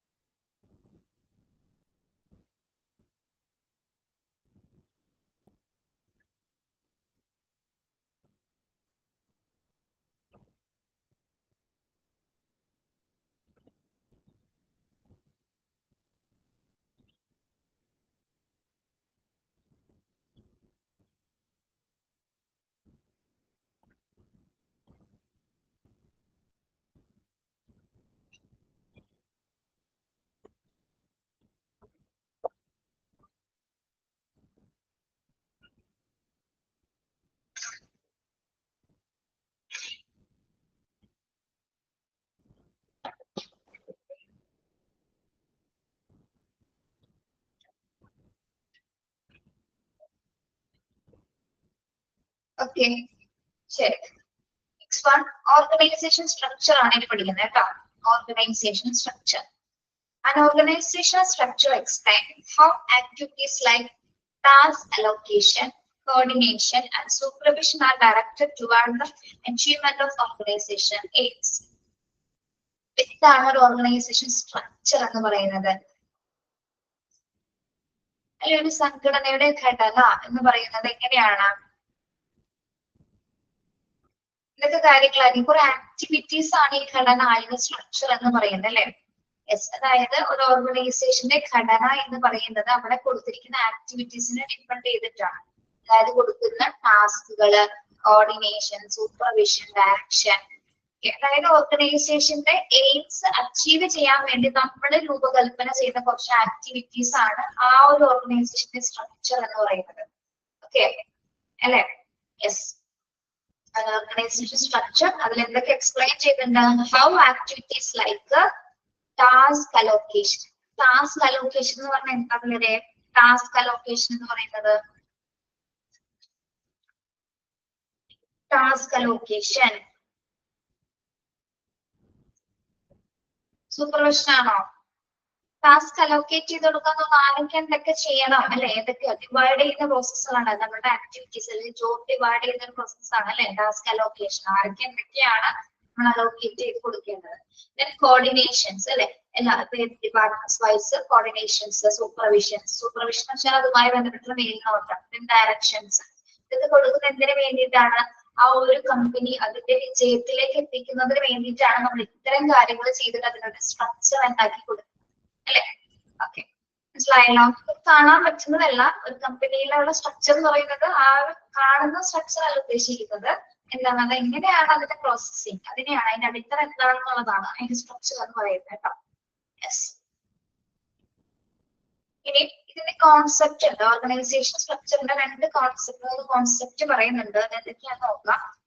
First one, task accomplishment or personal satisfaction, delegation of authority, proper span of supervision, degree of specialization and communication channel should be proper. ഓരോന്ന് നോക്കാം. ഓർഗനൈസേഷൻ സ്ട്രക്ചറിന്റെ 4 കോൺസെപ്റ്റുകളാണ് നമ്മൾ പഠിക്കുന്നത് കേട്ടോ. ഇതിൽ ആദ്യത്തെ കോൺസെപ്റ്റ് എന്താണ്? ടാസ്ക് അക്കംപ്ലിഷ്മെന്റ് അല്ലെങ്കിൽ പേഴ്സണൽ സാറ്റിസ്ഫാക്ഷൻ. എന്താണ് ടാസ്ക് അക്കംപ്ലിഷ്മെന്റ് എന്ന് പറയുന്നത് അല്ലെങ്കിൽ പേഴ്സണൽ സാറ്റിസ്ഫാക്ഷൻ എന്ന് പറയുന്നത് എന്താണ്? ടാസ്ക് അക്കംപ്ലിഷ്മെന്റ് എന്ന് വെച്ചാൽ കർത്തവ്യ നിർവഹണം വഴി നമുക്ക് മലയാളത്തിൽ പറയാം. ആ ജോലി കൃത്യമായിട്ട് ചെയ്യല.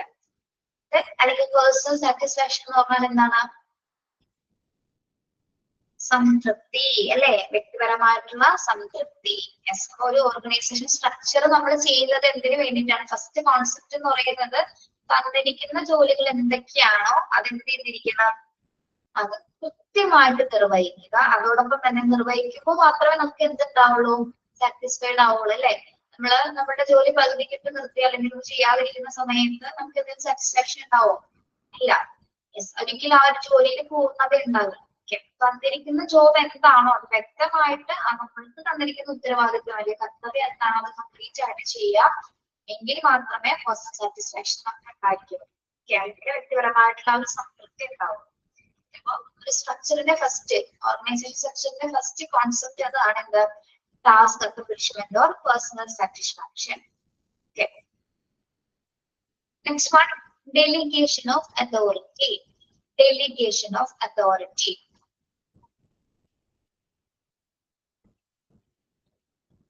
Yes, it is the delivery by one individual to another, the right to act, to take decision, to requisition resources, to give direction to others, to act and to execute other tasks in order to fulfill job responsibilities. എന്താണ് delegation of authority എന്ന് പറയുന്നത്? വേറെ ഏതൊക്കെയോ ചാപ്റ്ററിലൊക്കെ പഠിച്ചിട്ടുണ്ട്. Delegation of authority അല്ലെങ്കിൽ delegation of responsibilities എന്നൊക്കെ പഠിച്ചിട്ടുണ്ട്. എന്താണത്? അധികാര കൈമാറ്റം അല്ലെങ്കിൽ അധികാരങ്ങൾ വിനിയോഗിച്ചു കൊടുക്കൽ ആണോ? ഡെലിഗേഷൻ അതോറിറ്റി എന്ന് പറയുമ്പോൾ ആരെങ്കിലും അത് തീരുമാനിച്ചിട്ടാണ് നമുക്ക് ഓരോ ജോബുകൾ പറഞ്ഞു തരുന്നത്? അല്ലെങ്കിൽ നമ്മൾ എന്ത് ചെയ്യണമെന്ന് ആരെങ്കിലും തീരുമാനിച്ചിട്ട് പറയുന്നതാണോ? ഒരു എക്സാമ്പിൾ പറഞ്ഞ ഒരു മേലുദ്യോഗസ്ഥൻ കീഴുദ്യോഗസ്ഥന് പറയുന്ന കാര്യങ്ങളായിരിക്കും അല്ലേ? +1 പഠിക്കുന്നുണ്ട്. ായിരിക്കും ഒരു മേലുദ്യോഗസ്ഥൻ കീഴുദ്യോഗസ്ഥന് പ്രത്യേകമായിട്ടുള്ള ജോലികളെ കുറിച്ച് എന്തൊക്കെ ചെയ്യണം, ഏത് രീതിയിൽ പ്രവർത്തിക്കണം എന്നൊക്കെ പറഞ്ഞു കൊടുക്കും അല്ലെ? അപ്പൊ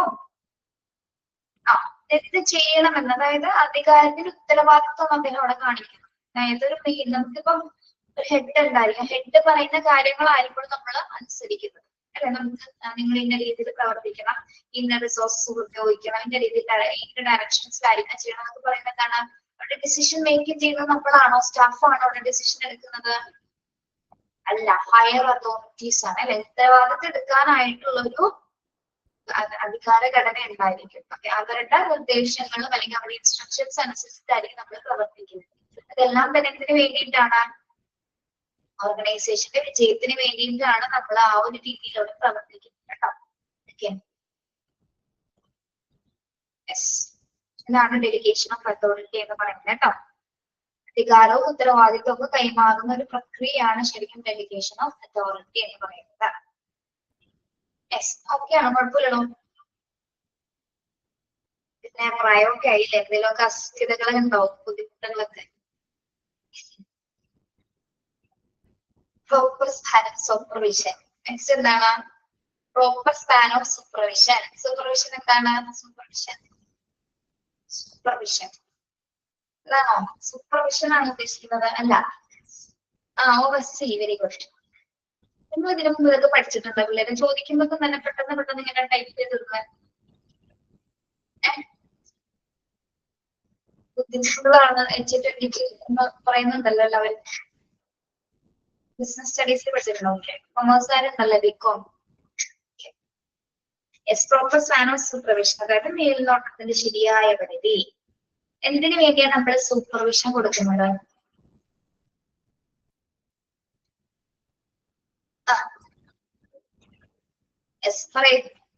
എന്തിനാണ് നമ്മൾ ഒരാളെ സൂപ്പർവൈസ് ചെയ്യുന്നത് അല്ലെ? സൂപ്പർവിഷൻ കൊടുക്കുന്നതിന് വേണ്ടിയിട്ടാ?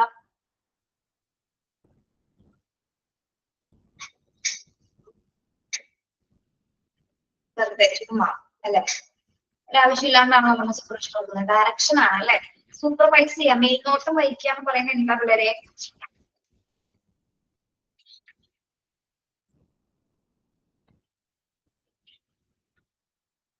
നമ്മളിപ്പോ ഡെലിഗേഷൻ ഓഫ് അതോറിറ്റി എന്ന് പറഞ്ഞ് പഠിച്ചത് എന്താണ്?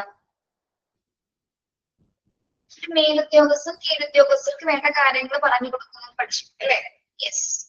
ഓക്കെ, അപ്പൊ ഇവിടെ എന്താണ്? ഒരു ഗൈഡൻസ് കൊടുക്കില്ല സൂപ്പർവൈസ് ചെയ്യാന്ന് പറയുന്നത്. ഗൈഡൻസ് ആൻഡ് കൗൺസിലിംഗ് ഒക്കെ പറഞ്ഞ പോലെ യെസ്, ഗൈഡൻസ് ആണ് അല്ലെ? ഇത് എന്ത് ചെയ്യണം, അതായത് നമ്മൾ എന്തെങ്കിലും ചെയ്യാൻ വേണ്ടി ഒരു നിയന്ത്രണം ഉണ്ടായിരിക്കും എപ്പോഴും. സൂപ്പർവൈസറി ഫാക്ടർ എന്ന് പറയുന്നതാണ്, സൂപ്പർവിഷൻ ചെയ്യാന്ന് പറയുന്നത് എന്താണ്? മേൽനോട്ടം വഹിക്കുക. ചിലപ്പോൾ ശരിക്കും ഡയറക്റ്റ് ചെയ്യാന്നുള്ളത് തന്നെയാണ് ഉദ്ദേശിക്കുന്നത് അല്ലെ? അത് എപ്പോഴും എങ്ങനെയാണെങ്കിലും ഓർഗനൈസേഷൻ സംബന്ധിച്ചിടത്തോളം എപ്പോഴും പ്രോപ്പർ ആയിട്ടുള്ള സൂപ്പർവിഷൻസ് ആയിരിക്കണം കൊടുക്കേണ്ടത്. ഈ സൂപ്പർവിഷൻ കൊടുക്കുമ്പോഴാണ് നമ്മൾ എന്തെങ്കിലും മിസ്റ്റേക്സ് ഒക്കെ ചെയ്യുന്ന സമയത്ത് ചിലപ്പോ അത് കറക്റ്റ് ചെയ്യാനായിട്ട് നമുക്ക് പറ്റുന്നത് അല്ലെ? യെസ്, ഇതെല്ലാം തന്നെ ഓർഗനൈസേഷന്റെ അച്ചീവ്മെന്റ്സിന് വേണ്ടിയിട്ടാണ് നമ്മൾ ഇതൊക്കെ പ്രൊവൈഡ് ചെയ്യുന്നത് കേട്ടോ. യെസ്. നെക്സ്റ്റ് എന്താണ്? അടുത്ത കോൺസെപ്റ്റ് ഓർഗനൈസേഷൻ സ്ട്രക്ചറിന്റെ the degree of specialization. The degree of specialization. Under specialization, limited duties are performed regularly and repeatedly. From the personal point of view, specialization makes the learning of job routine easier and turns the worker into an expert in his job. Okay, അതവിടെ നിൽക്കട്ടെ കേട്ടോ. നമ്മള് ഈ specialised ആയി എങ്ങനെയാണ് നമ്മൾ പറയുന്നത്? Specialised, ഞാൻ ഇന്ന കാര്യം സ്പെഷ്യലൈസ് ആയി പറയുന്നതിന്റെ കാര്യം എന്താ? ഇപ്പോൾ ഒരു ഡോക്ടർ കാർഡിയോളജി ഭാഗത്തിൽ ഏറ്റവും സ്പെഷ്യലൈസ്ഡ് ആയി എന്ന് നമ്മൾ പറയും. എന്തുകൊണ്ടാണ് അങ്ങനെ പറയുന്നത്? യെസ്, എന്തുകൊണ്ടാണ്?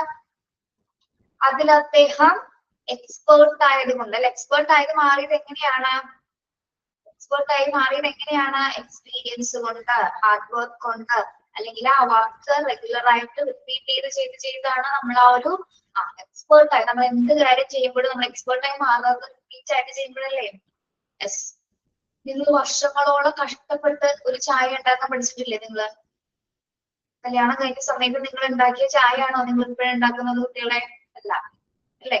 നല്ല പെർഫെക്റ്റ് ടീ ഉണ്ടാക്കാൻ നിങ്ങൾ പഠിച്ചു. എന്താണ് നിങ്ങൾ ആ ചായ ഉണ്ടാക്കാൻ എക്സ്പെർട്ട് ആയത് നിങ്ങൾക്ക് കാരണം? ഇപ്പോഴും ശരിയായിട്ടില്ലേ? ഓ കഷ്ടം, ഇപ്പോഴും ശരിയായിട്ടില്ലല്ലോ ചായ. സത്യമായിട്ട് ഞാൻ പറഞ്ഞ കാര്യമല്ലേ, നമുക്ക് പെൺകുട്ടികളെ സംബന്ധിച്ചിടത്തോളം അത്ര വലിയ എക്സ്പീരിയൻസ് ഉള്ളവരൊന്നും അല്ല അടുക്കള കാര്യത്തില് അല്ലെ, പാചകം ചെയ്യാനായിട്ട്. പിന്നെ ചിലർക്കൊരു നാക്ക് ഉണ്ടാവും. പക്ഷെ ഇത് നല്ല ചായ ഇടാനായിട്ട് നല്ല രീതിയിൽ നല്ല പ്രാക്ടീസ് വേണം. ചോറ് വെക്കാൻ അറിയണം, നല്ല രീതിയിൽ ചോറ് വെക്കാൻ അറിയണം. ചോറൊക്കെ വെക്കാൻ അറിയാമോ? അരി വെക്കാൻ അറിയാമോ? കുക്കറിൽ വെക്കുന്ന അരിയല്ല, അടുപ്പിൽ വെച്ച് ചോറ് ഉണ്ടാക്കാൻ അറിയാമോ? ഉണ്ടാക്കാൻ അറിയാം. ഓക്കെ, നമ്മൾ എവിടെ പോയാലും പഠിക്കുന്നത് ചോറും കറിയും വെക്കാനാണ്. മഞ്ജു വാര്യർ പറഞ്ഞു കേട്ടിട്ടുണ്ടോ നിങ്ങള്? ഹൗണ്ടാർന്ന സിനിമയില്. നീ ഏത് ഇംഗ്ലണ്ടിൽ പോയാലും അമേരിക്കയിൽ പോയാലും വെച്ചുണ്ടാക്കാൻ പോകുന്നത് ചോറും കറിയും തന്നെയാണ്, വേറെ ഒന്നുമല്ല. നമ്മൾ പല പ്രാവശ്യം ചെയ്ത് വീട്ടുകാരുടെ ചീത്തയൊക്കെ കേട്ട് ക്ഷമിച്ച് സങ്കടമൊക്കെ വന്ന് ലാസ്റ്റ് നമ്മളത് പഠിക്കും അല്ലെ, നല്ലൊരു ചായ ഉണ്ടാക്കും. അപ്പൊ ഇവിടെ പറയുന്നത് എന്താണ്, നമ്മള് സ്പെഷ്യലൈസ്ഡ് ആവുക എന്ന് പറയുന്നത് നമുക്ക് തന്നിരിക്കുന്ന ഡ്യൂട്ടീസ് നമ്മൾ റെഗുലർ ആയിട്ട് റിപ്പീറ്റ് ആയിട്ട് ചെയ്ത് എന്താണ്, അതായത് നമ്മളതിൽ എക്സ്പീരിയൻസ് ആയിട്ടാകുമ്പോൾ മാത്രമേ നമ്മളതിൽ എക്സ്പേർട്ട് ആയി എന്ന് പറയാൻ സാധിക്കും അല്ലെ. പ്രാക്ടീസ് ആണ് അതിന്റെ ബെസ്റ്റ് എന്ന് പറയുന്നത്. അതായത് ഒരു ജോലിയിൽ വിദഗ്ധനായി തീരായി എന്ന് പറയുന്നതിന്റെ അതിന്റെ പുറകിലുള്ള വശങ്ങൾ എന്ന് പറയുന്നത് അയാളുടെ ഹാർഡ് വർക്ക്. നല്ല രീതിയിൽ ആ വർക്ക് റിപ്പീറ്റ് ചെയ്തിട്ടാണ്, അല്ലെങ്കിൽ നല്ല രീതിയിൽ പ്രാക്ടീസ് ചെയ്തിട്ട് മാത്രമാണ് അയാൾ എന്തായി മാറിയിരിക്കുന്നത്, അയാളുടെ ജോലിയിൽ അയാൾ എക്സ്പേർട്ട് ആയിട്ട് മാറിയിരിക്കുന്നത് കേട്ടോ. ഓക്കെ, മനസ്സിലായോ നിങ്ങൾക്ക്? ഇതാണ് ഡിഗ്രി ഓഫ് സ്പെഷ്യലൈസേഷൻ എന്ന് പറയുന്നത്. തുടക്കം നമുക്ക് ചെറിയ ഡ്യൂട്ടീസ് ആയിരിക്കും ഉണ്ടാവും അല്ലെ, നമ്മൾ പിന്നീട് അത് ചെയ്താണ് അതിലേക്ക് എത്തിപ്പെടുന്നത്. പ്ലസ് വൺ ലാസ്റ്റ് കോൺസെപ്റ്റ് എന്താണ്? Communication channel should be proper. Communication channel should be proper. Organisation സ്ട്രക്ചറിന്റെ മെയിൻ കോൺസെപ്റ്റ് വരുന്നത് എന്താണ്? കമ്മ്യൂണിക്കേഷൻ ചാനൽ എന്ന് പറയുന്നത് ഇവിടെ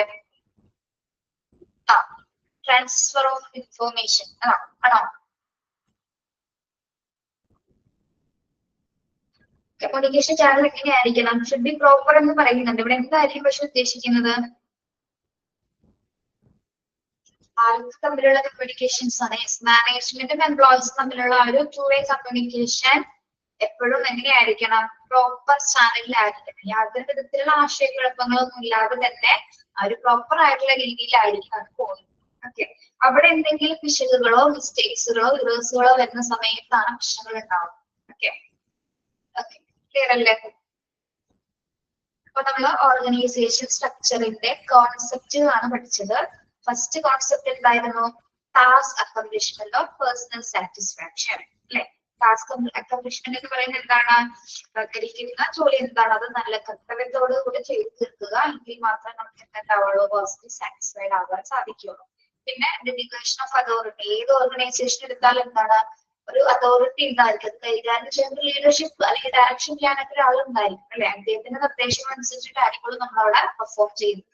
പിന്നെന്താണ്, കൃത്യമായ ഒരു പ്രോപ്പർ സ്പാൻ ഓഫ് സൂപ്പർവിഷൻ ഉണ്ടായിരിക്കും. ഒന്നും കൂടി ക്ലിയർ ചെയ്യുന്നതിന് വേണ്ടിയിട്ട് അല്ലെ. ഡെലിഗേഷൻ അതോറിറ്റി പോലെ തന്നെ എന്താണ്, അതിനെ കുറച്ചും കൂടി എന്താണ് ഇംപ്രൂവ് ചെയ്തേക്ക് വേണ്ടിയിട്ടാണ് നമ്മൾ സൂപ്പർവിഷൻസ് കൊടുക്കുന്നത്. പിന്നെ ഇതിലെ പ്രധാന കോൺസെപ്റ്റ് ആണ് ഓരോരുത്തരും ഇവിടെ ജോലി ചെയ്യുന്ന ഓരോരുത്തരെയും ഏറ്റവും എക്സ്പേർട്ട് ആക്കി മാറ്റുക എന്നുള്ളതാണ്. അതായത് അവർ ചെയ്യുന്ന ജോലിയിൽ അവരെ എന്താണ് സ്പെഷ്യലൈസ്ഡ് ആക്കി മാറ്റുക, അല്ലെങ്കിൽ അവര് ഏതാണോ ചെയ്യുന്ന ജോബ് അതിൽ എക്സ്പേർട്ട് ആക്കി മാറ്റുക എന്നുള്ളതാണ് നമ്മൾ അതിനെ റിപ്പീറ്റ് ചെയ്ത് അല്ലെങ്കിൽ നിരന്തരം പ്രാക്ടീസ് ഡെവലപ്മെന്റ്സും ട്രെയിനിങ്സ് ഒക്കെ കൊടുക്കുന്നതിന്റെ പ്രധാന ഉദ്ദേശം എന്ന് പറയുന്നത്. അതോടൊപ്പം തന്നെ എന്താണ്, ഓർഗനൈസേഷന്റെ അച്ചീവ്മെന്റ്സിലേക്ക് എത്തിച്ചേർക്കാനായിട്ട് അത് സഹായിക്കും. പിന്നെ ഒരു പ്രോപ്പർ കമ്മ്യൂണിക്കേഷൻ ചാനലും മാനേജ്മെന്റ് എംപ്ലോയീസും തമ്മിൽ ഉണ്ടായിരിക്കുന്നത്. ഓക്കെ, ഈ 4 കോൺസെപ്റ്റ് ആണ് ഓർഗനൈസേഷൻ സ്ട്രക്ചറിന് പ്രധാനമായിട്ട് വരുന്നത്. മനസ്സിലായോ?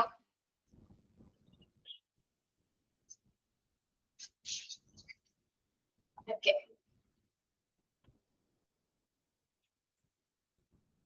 നിങ്ങൾ പോയിട്ട് ഒരു 32 ആവുമ്പോഴാണ് ഞാൻ തന്നെ കണ്ടിന്യൂ ചെയ്തെടുക്കണം. മറ്റേ മിസ് ലീവാണ്. അപ്പൊ 12 വരെ നമ്മൾ കണ്ടിന്യൂ ചെയ്യും കേട്ടോ. ഒരു 32 ആവുമ്പോഴേക്കും നിങ്ങളൊന്ന് ജോയിൻ ചെയ്യാൻ വരെ വെള്ളമൊക്കെ എന്തെങ്കിലും കുടിച്ചിട്ടൊക്കെ വന്നത് കേട്ടോ. ഓക്കെ,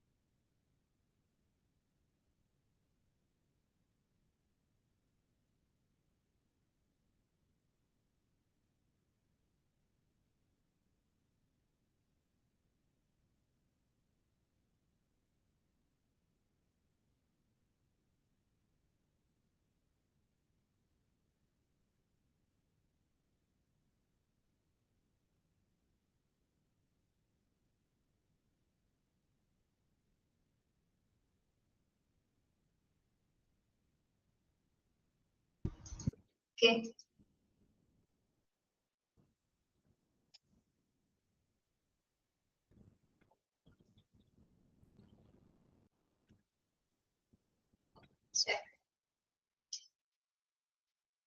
അടുത്ത നോക്കാം കേട്ടോ.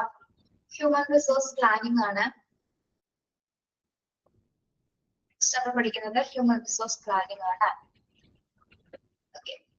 The most valuable asset of an organization is human resource and not the money or physical equipment.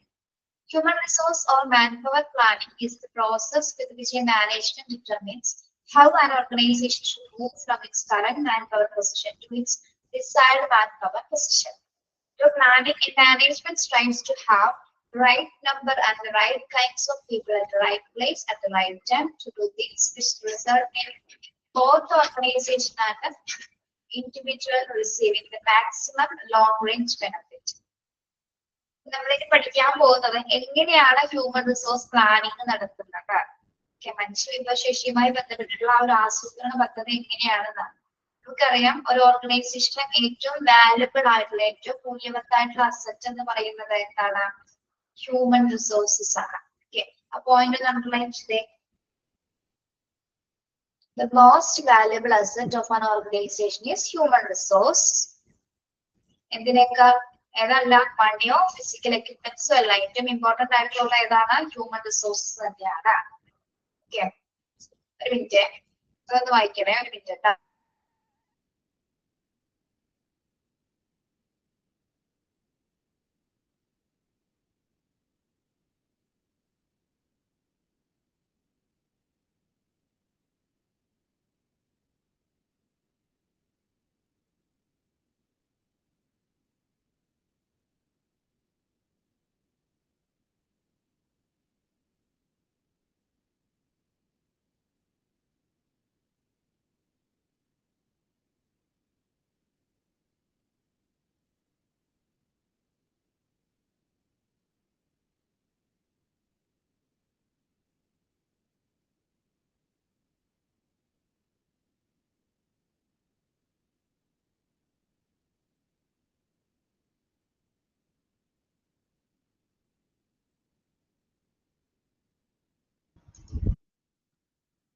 Okay.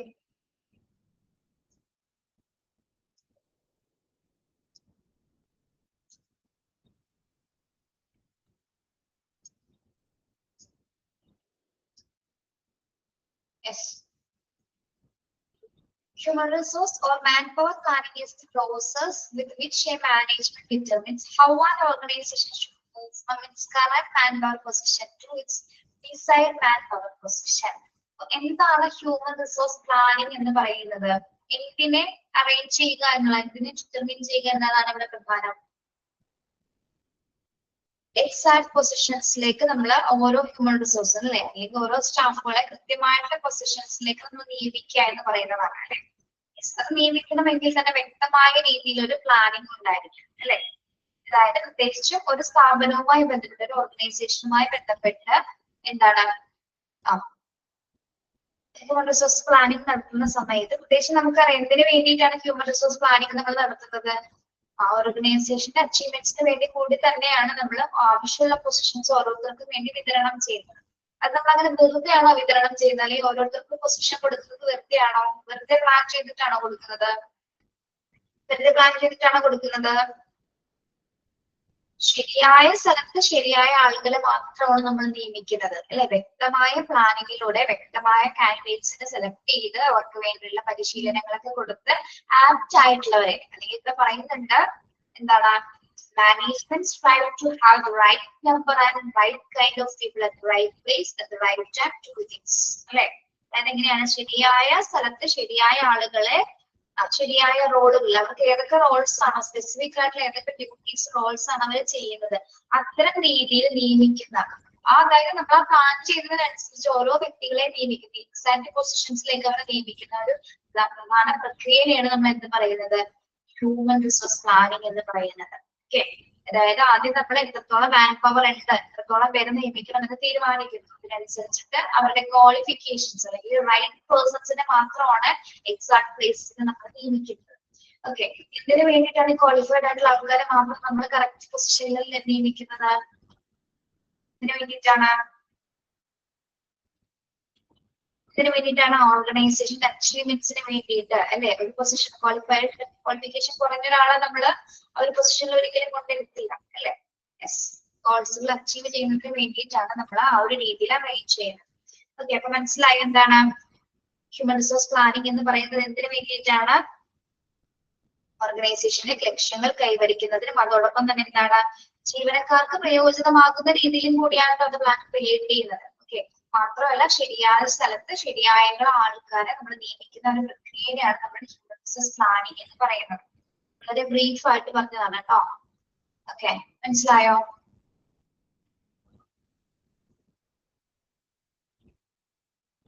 Yes, ഇനി നമ്മൾ പറഞ്ഞത് പ്ലാനിങ്ങിനെ പറ്റി പറഞ്ഞു. ഈ പ്ലാനിങ് നടക്കുന്നത് കുറെ മൾട്ടി സ്റ്റെപ്പുകളിലൂടെയാണ്. അതായത് it is A multi step process ആണ്. ഹ്യൂമൻ റിസോഴ്സ് പ്ലാനിങ് എന്ന് പറയുന്നത് നിസ്സാര കാര്യമല്ല. ഇപ്പൊ നമുക്കറിയാം, ഒരു ഹോസ്പിറ്റൽ എടുക്കുകയാണെങ്കിൽ ഹോസ്പിറ്റലിൽ ഡിഫറെന്റ് ടൈപ്സ് ഓഫ് ഡിപ്പാർട്ട്മെന്റ്സ് ഉണ്ട് അല്ലെ. ഓക്കെ, ഇപ്പൊ വലിയ ഹോസ്പിറ്റൽ എടുക്കുകയാണെങ്കിൽ എന്താണ് പല ഡിപ്പാർട്ട്മെന്റ്സ് ഉണ്ട്. ആ പല ഡിപ്പാർട്ട്മെന്റ്സിലേക്ക് നമ്മൾ വെറുതെ ഒരാൾക്കാരെ മാത്രമാണ് സെലക്ട് ചെയ്യുന്നത്.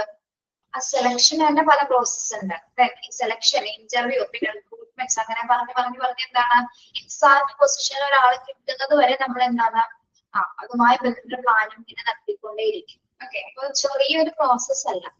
യെസ്, ഇനി നമ്മൾ പഠിക്കാൻ പോകുന്നത് process of human resource planning ആണ്. നോക്കാം, it is A multi step process. Multi step എന്ന് പറഞ്ഞാൽ എന്താണ്? Multi step multi 2 or more അല്ലെ, അതിൽ കൂടുതൽ പ്രോസസ്സുകൾ അതിൽ സ്റ്റെപ്സുകൾ അതിൽ കടന്നു പോകുന്നു. ഫസ്റ്റ് വൺ ഓരോന്നിന്റെ താഴെ ഒന്ന് അണ്ടർലൈൻ ചെയ്ത് പോയിക്കോളൂ കേട്ടോ. ഫസ്റ്റ് പ്രോസസ് ആണ് to decide goals or aims, to estimate future organisation structure, to audit human resources, to plan job requirements and job descriptions, to develop a human resource plan. Okay. ആദ്യത്തെ നോക്കാം, human resource പ്ലാനിങ്ങിന്റെ ആദ്യത്തെ process first step ആണെന്ന് to decide goals or aims. എന്താണ് first plan എന്ന് പറയുന്നത്? First step എന്താണ്? To decide goals or aims. The main purpose is one of the matching or fitting employees' abilities to enterprise requirements, emphasizing on future instead of present arrangements. എന്താണ് first step? To decide goal or aims എന്ന് ഉദ്ദേശിക്കുന്നത് എന്തിനെയാണ്? നമ്മൾ ആദ്യം എന്ത് കാര്യം ചെയ്യുന്നതിന് മുൻപായിട്ട് ഫസ്റ്റ് നമ്മൾ എന്ത് ചെയ്യും? അതിനൊരു ഗോൾ ഉണ്ടായിരിക്കും, ഒരു ലക്ഷ്യം ഉണ്ടായിരിക്കും അല്ലെ. ആ ലക്ഷ്യം കൈവരിക്കാനായിട്ട് നമ്മൾ ആ ലക്ഷ്യത്തിന് വേണ്ടിയിട്ടാണ് നമ്മൾ പ്രവർത്തിക്കാൻ പോകുന്നത് അല്ലെ. യെസ്, അപ്പൊ അവിടെ എന്താണ് നോക്കുന്നത്? Matching or fitting employees abilities to enterprise requirements. Main purpose എന്താണ്? എന്താണ് എയിം എന്ന് പറയുന്നത്? പ്രധാനമായിട്ടും എന്താണ് ഇവിടുത്തെ ഹ്യൂമൻ റിസോഴ്സ് പ്ലാനിങ്ങിന്റെ മെയിൻ എയിം എന്താ? Matching or fitting employees abilities. Suitable ആയിട്ടുള്ള ആൾക്കാരെ നമുക്കിവിടെ തിരഞ്ഞെടുക്കാൻ പറ്റണം അല്ലെ. ഓർഗനൈസേഷന്റെ ആവശ്യകതകൾ എന്താണോ അതിന് മാച്ച് ആയിട്ടുള്ള, അതിന് ക്വാളിഫൈഡ് ആയിട്ടുള്ള ആൾക്കാരെ അറേഞ്ച് ചെയ്യുക എന്നുള്ളതാണ് ആദ്യത്തെ ഗോൾ എന്ന് പറയുന്നത്. ഓക്കെ, അത് എന്ത് കൈവരിക്കുന്നതിന് വേണ്ടി? ഓർഗനൈസേഷൻ ലക്ഷ്യം കൈവരിക്കുന്നതിന് വേണ്ടിയിട്ട് ഏറ്റവും ആപ്റ്റ് ആയിട്ടുള്ള ആൾക്കാരെ തിരഞ്ഞെടുക്കുക. ഓക്കെ, യെസ്, അത് നിലവിലുള്ള ക്രമീകരണങ്ങൾ അനുസരിച്ചിട്ടായിരിക്കും കേട്ടോ. അതായത് ഫ്യൂച്ചറിൽ വരേണ്ട ക്രമീകരണങ്ങൾ, അറേഞ്ച്മെന്റ്സ് കൂടി നമ്മൾ നോക്കിയിട്ടായിരിക്കും ഇത്തരം കാര്യങ്ങൾ ഡിസൈഡ് ചെയ്യുന്നത്. ഓക്കെ, ക്വാളിഫൈഡ് ആയിട്ടുള്ള സ്റ്റാഫുകളുടെ സെലക്ഷൻ ആണ് ശരിക്കും പറഞ്ഞാൽ ആദ്യം. അതായത് മാച്ചിങ് ഓഫ് ഫിറ്റിംഗ് എംപ്ലോയീസ് ഉദ്ദേശിക്കുന്നത് എന്താണ്? ഏറ്റവും ആപ്റ്റ് ആയിട്ടുള്ള ആൾക്കാരെ തിരഞ്ഞെടുക്കുക എന്നുള്ളത് തന്നെ ഫസ്റ്റ് ഗോൾ എന്ന് പറയുന്നത്. ഓക്കെ, മനസ്സിലായല്ലോ? ആദ്യത്തെ ഫസ്റ്റ് സ്റ്റെപ്പ് എന്താണെന്ന് human resource പ്ലാനിങ്ങിന്റെ?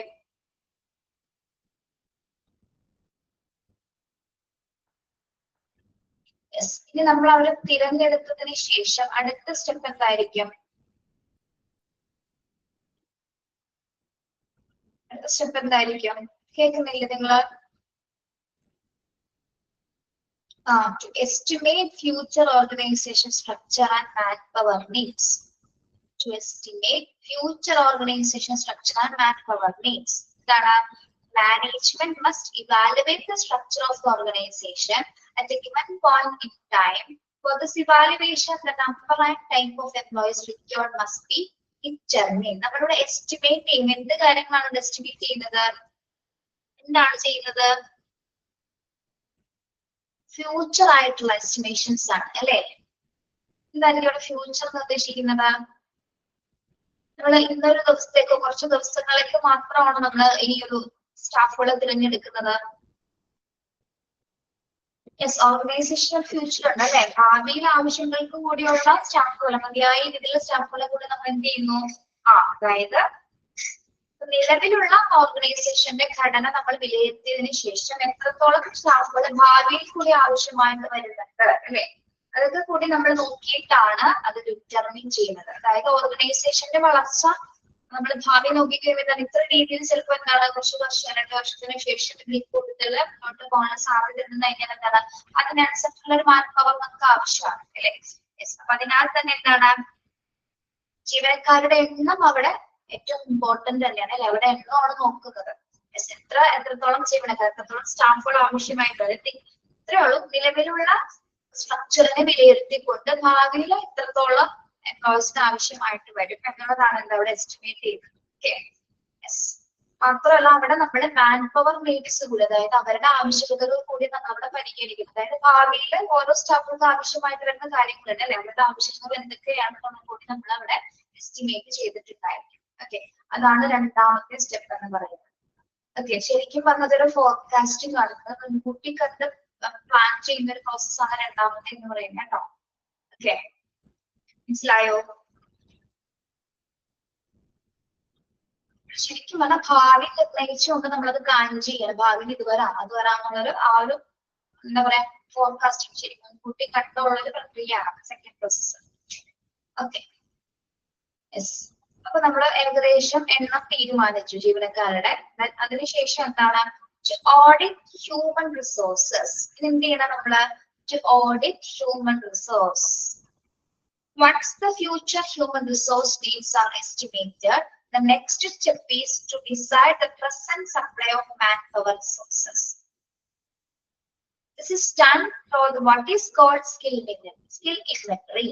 A skill inventory consists of data about each employee's skill abilities, work preferences, and other items of information indicating his overall value to the company. എന്താണ് to audit human resources എന്ന് പറയുന്നത്?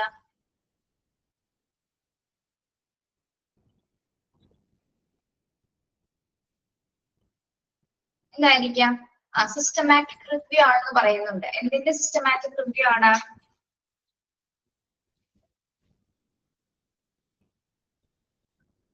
നമ്മൾ already അതിന് മുൻപ് ചെയ്ത step എന്തായിരുന്നു? രണ്ടാമത്തെ step എന്തായിരുന്നു? നമ്മുടെ ഭാവിയിലുള്ള ഹ്യൂമൻ റിസോഴ്സിന്റെ ആവശ്യങ്ങളൊക്കെ കണക്കിലാക്കി അല്ലെ?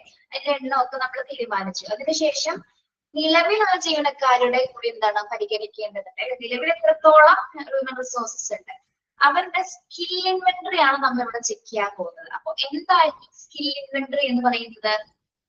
സ്കിൽ ഇൻവെന്ററി കേട്ടിട്ടുണ്ടോ? സ്കിൽ ഇൻവെന്ററി എന്താണ്? Skill inventory consists of data about each individuals and each employees. അതായത് ഓരോ എംപ്ലോയീസിനെ കുറിച്ചുള്ള ഒരു സ്പെസിഫൈ ചെയ്തിരിക്കുന്ന ഒരു ഡാറ്റയാണ്. ആ ഡാറ്റാസിന് എന്തൊക്കെ കാര്യങ്ങളായിരിക്കും ഉണ്ടായിരിക്കുക? ആളുടെ സ്കിൽസ് ഉണ്ടാവും, എബിലിറ്റീസ് ഉണ്ടാവും, work preferences, then other items and other informations. Okay, അതായത് ആ ഒരു കമ്പനിക്ക് ആവശ്യമായിട്ടുള്ള എല്ലാത്തരം ഘടകങ്ങള് ആ ഒരു ഇൻഡിവിജ്വൽസിന്റെ ഡാറ്റാസിൽ ഉണ്ടോ എന്ന് നമ്മൾ പരിശോധിക്കും. അതിന് ആപ്റ്റ് ആയിട്ടുള്ളതാണോ എന്നൊന്ന് അറിയാൻ വേണ്ടിയിട്ടാണ് നമ്മൾ സ്കിൽ ഇൻവെന്ററി ചെക്ക് ചെയ്യുന്നത്. അപ്പൊ സ്കിൽ ഇൻവെന്ററി എന്ന് പറയുന്നത് എന്താണ്? എംപ്ലോയീസിന്റെ എബിലിറ്റീസും സ്കിൽസും ഒക്കെ അടങ്ങുന്ന ഒരു ഡാറ്റയാണ് നമ്മൾ സ്കിൽ ഇൻവെന്ററി എന്ന് പറയുന്നത് കേട്ടോ. ഓക്കെ, അത് അണ്ടർലൈൻ ചെയ്യാം കേട്ടോ. ഇത് ശരിക്കും പറഞ്ഞ ഒരു എംപ്ലോയീസിന്റെ വലിയ ഡീറ്റെയിൽഡ് ആയിട്ടുള്ള റെക്കോർഡ്സ് ആണ്, കംപ്ലീറ്റ് ആയിട്ടുള്ള റെക്കോർഡ്സ് ആണ് ഇത്. യെസ്, ആ ഓർഗനൈസേഷന് വേണ്ട സ്കിൽസും ക്വാളിഫിക്കേഷൻസും എക്സ്പീരിയൻസും കോമ്പറ്റൻസീസും എന്തൊക്കെയാണെന്ന് അറിയാൻ വേണ്ടി ഓരോ എംപ്ലോയീസിനെ കുറിച്ചുള്ള ഒരു പ്രത്യേകതരമായിട്ടുള്ള സെക്യൂർഡ് ആയിട്ടുള്ള ഡാറ്റയാണ് ഇത് സ്കിൽ ഇൻവെന്ററി എന്ന് പറയുന്നത്. ഓക്കെ, യെസ്, അപ്പൊ അത് നോക്കിയിട്ട് കൂടിയാണ് നമ്മൾ ആൾക്കാരെ അല്ലെങ്കിൽ സ്റ്റാഫുകളെ നമ്മുടെ കമ്പനിക്ക് വേണ്ടിയിട്ട് തിരഞ്ഞെടുക്കുന്നത്. ഓക്കെ,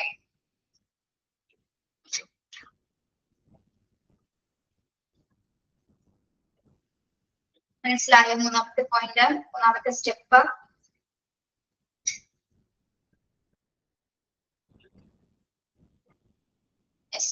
അപ്പൊ നമ്മൾ എന്ത് ചെയ്തു? സ്കിൽ ഇൻവെന്ററി നോക്കി കുറച്ച് ആൾക്കാരെ നമുക്ക് തിരഞ്ഞെടുത്തു എന്ന് വിചാരിക്കാം. ഓക്കെ, കുറച്ച് പേരെ നമ്മൾ സെലക്ട് ചെയ്തു. ഇനി എന്താണ് നമ്മൾ അടുത്ത സ്റ്റെപ്പ് എന്ന് പറയുമ്പോൾ plan job requirements and job descriptions. Plan job requirements and job descriptions. എന്തായിരിക്കും ജോബ് റിക്വയർമെന്റ്സും ജോബ് ഡിസ്ക്രിപ്ഷൻസും? രണ്ടും ഒന്ന് തന്നെയാണോ? രണ്ടും രണ്ടാണ് അല്ലെ? ജോബ് റിക്വയർമെന്റ്സ് എന്താണ്, ജോബ് ഡിസ്ക്രിപ്ഷൻസ് എന്താണ് നമ്മൾ പഠിക്കാൻ പോവാണ് കേട്ടോ. Okay, after taking a decision on how many persons would be needed, it is necessary to prepare a job analysis recording details of training, skills, qualification, abilities, experience and responsibilities, etc., which are needed for a job.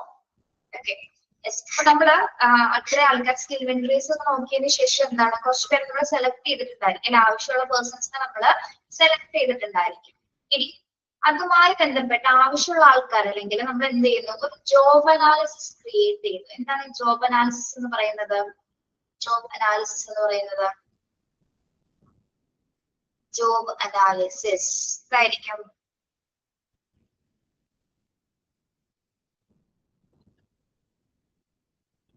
Research ആണോ? Job analyse ചെയ്യാന്ന് പറയുന്നത് എന്താ? Analyse ചെയ്യാന്ന് പറഞ്ഞാൽ എന്താണ്? എത്ര പേരെ വേണമെന്ന് തീരുമാനിച്ചു. ആദ്യം അത് തീരുമാനിച്ചതിന് ശേഷം നമ്മൾ എന്ത് ചെയ്യാൻ പോകുന്നു? ജോബ് അനാലിസിസ് എന്ന് പറയുന്നത് ഒരു ജോലിക്ക് വേണ്ട പരിശീലനങ്ങൾ എന്തൊക്കെയാണ്, എന്തൊക്കെ സ്കിൽസ് വേണം, എന്തൊക്കെ ക്വാളിഫിക്കേഷൻസ് വേണം, എന്തൊക്കെ എബിലിറ്റീസ് വേണം, എന്തൊക്കെ എക്സ്പീരിയൻസ് വേണം, എന്തൊക്കെ റെസ്പോൺസിബിലിറ്റീസ് ആൾ ചെയ്യണം. അതായത് ജോലിയുമായിട്ടുള്ള കംപ്ലീറ്റ് അനാലിസിസ്, ഒരു ജോലിനെ കുറിച്ചുള്ള ഒരു കംപ്ലീറ്റ് വിശകലനമാണത്. ഓക്കെ, യെസ്, ഇത് നോക്കുന്നു. ഇതിനെ നോക്കിയതിന് ശേഷം എന്താണ്, ആ വിശകലനത്തിന് ശേഷം നമ്മൾ ജോബ് ഡിസ്ക്രിപ്ഷൻ പ്രിപ്പയർ ചെയ്യും. ജോലി വിശദീകരണം കഴിഞ്ഞതിന് ശേഷം ചെയ്യുന്ന അടുത്തൊരു പ്രക്രിയയാണ് എന്ത്? പ്രിപ്പറേഷൻ ഓഫ് ജോബ് ഡിസ്ക്രിപ്ഷൻ അല്ലെങ്കിൽ ജോബ് സ്പെസിഫിക്കേഷൻസ്. അത് ഓരോന്നും സെപ്പറേറ്റ് ആയിട്ട് കൊടുത്തിട്ടുണ്ട്, നമുക്ക് ഓരോന്നും നോക്കാം. ഫസ്റ്റ് ജോബ് അനാലിസിസ് എന്താണെന്ന് നമുക്ക് നോക്കാം. എന്തായിരിക്കും ജോബ് അനാലിസിസ് എന്ന് പറയുന്നത്?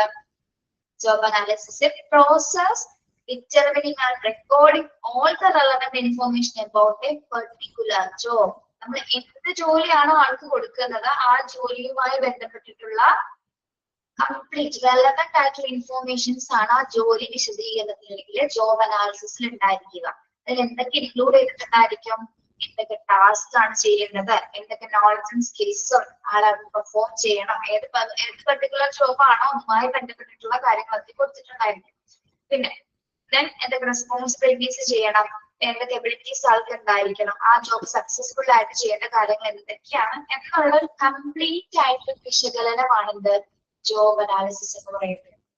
ഓക്കെ, അത് അണ്ടർലൈൻ ചെയ്തേനെ. It's a process of determining and recording all the relevant information about a particular job. Okay, yes, ഏത് ജോലിയാണോ ആൾ ചെയ്യാൻ പോകുന്നത് അതുമായി ബന്ധപ്പെട്ടുള്ള കംപ്ലീറ്റ് വിശകലനമാണ് അതിൽ. അതിൽ എന്തൊക്കെ ടാസ്ക് വരുന്നുണ്ട്, എന്തൊക്കെ സ്കിൽസ് ആളുകളോട് പെർഫോം ചെയ്യണം, എന്തൊക്കെ ഡ്യൂട്ടീസ് ചെയ്യണം, എന്തൊക്കെ എബിലിറ്റീസ് ആൾക്ക് ഉണ്ടായിരിക്കണം എന്നുള്ള കാര്യങ്ങളാണ് അതിൽ ഉണ്ടായിരിക്കും. ഓക്കെ, മനസ്സിലായോ ജോബ് അനാലിസിസ് എന്താണ്?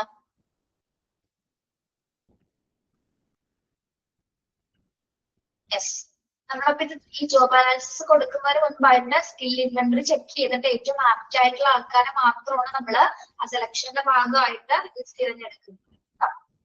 യെസ്, അപ്പൊ ജോബ് അനാലിസിസിന് ശേഷം പിന്നെ എന്താണ് നോക്കുന്നത്? ജോബ് റിക്വയർമെന്റ്സ് ആണ്.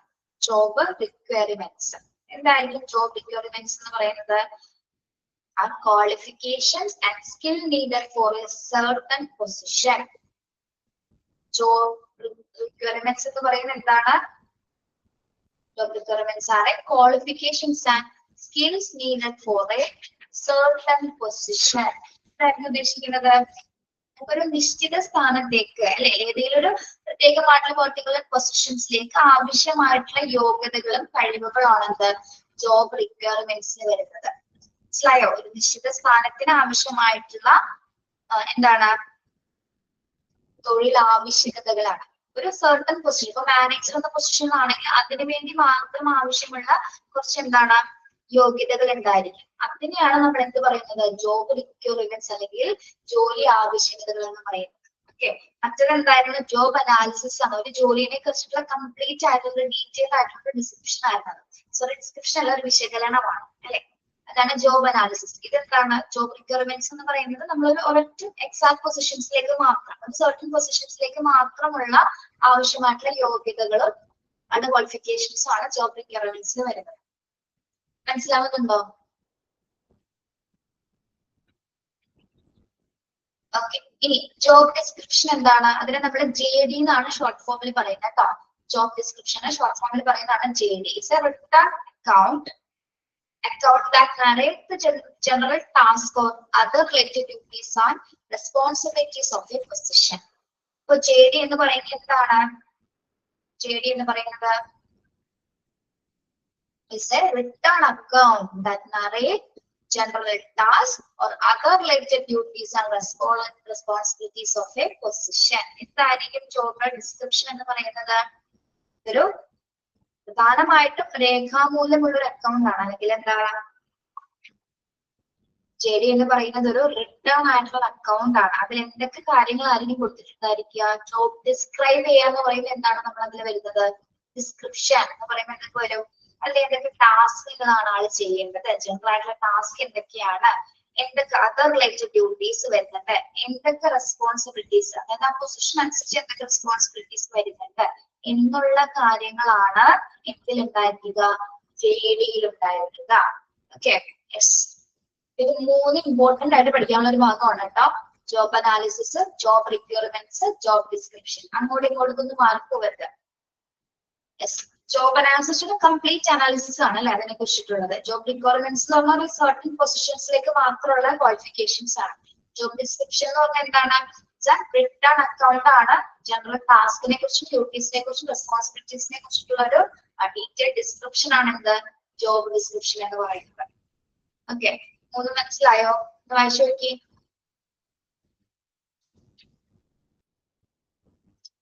വായിച്ചു നോക്കുക, 3 വായിച്ചു നോക്കുക കേട്ടോ.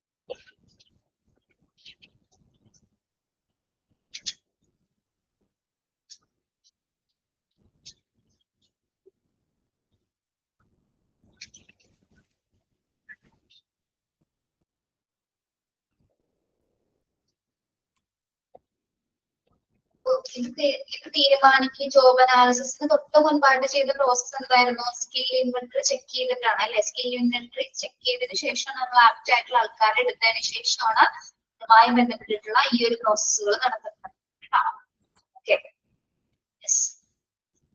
ഹ്യൂമൻ റിസോഴ്സ് പ്ലാനിങ്ങിന്റെ അവസാന സ്റ്റെപ്പ് എന്ന് പറയുന്നത് എന്താണ്, to develop a human resource plan. നമ്മൾ പറഞ്ഞത് മൾട്ടി സ്റ്റെപ്സുകളാണ്, അതിലെ ഏറ്റവും അവസാന സ്റ്റെപ്പ് ആണ് എന്ത്, to develop a human resource plan. Develop ചെയ്യാൻ ഉദ്ദേശിക്കുന്നത് എന്താണ്, ആ ഹ്യൂമൻ റിസോഴ്സ് പ്ലാൻ ഒന്നുകൂടി നമ്മൾ വികസിപ്പിക്കുക. എങ്ങനെയായിരിക്കും അത് വികസിപ്പിക്കേണ്ടത്, ഡെവലപ്പ് ചെയ്യേണ്ടത് എങ്ങനെയാണ്? This step refers to the development. Yes, very good, very good, very good. This step refers to the development and implementation of the human resource plan, which consists of finding out the sources of labor supply in order to make an effective use of these sources. The first thing, therefore, is to decide how the policy should be the personnel be hired from within through the promotion channels, or should it be obtained from outside sources. The best policy followed by almost organizations is to fill up higher vacancies by promotions and lower level positions by recruitment of the labor market. നമ്മുടെ ഇതിൽ എന്താ ചെയ്യാൻ പോകുന്നത്? Human planning, human resource planning develop ചെയ്യാൻ പോവാണ്. Develop ചെയ്യാന്ന് പറഞ്ഞാൽ എന്താണ്?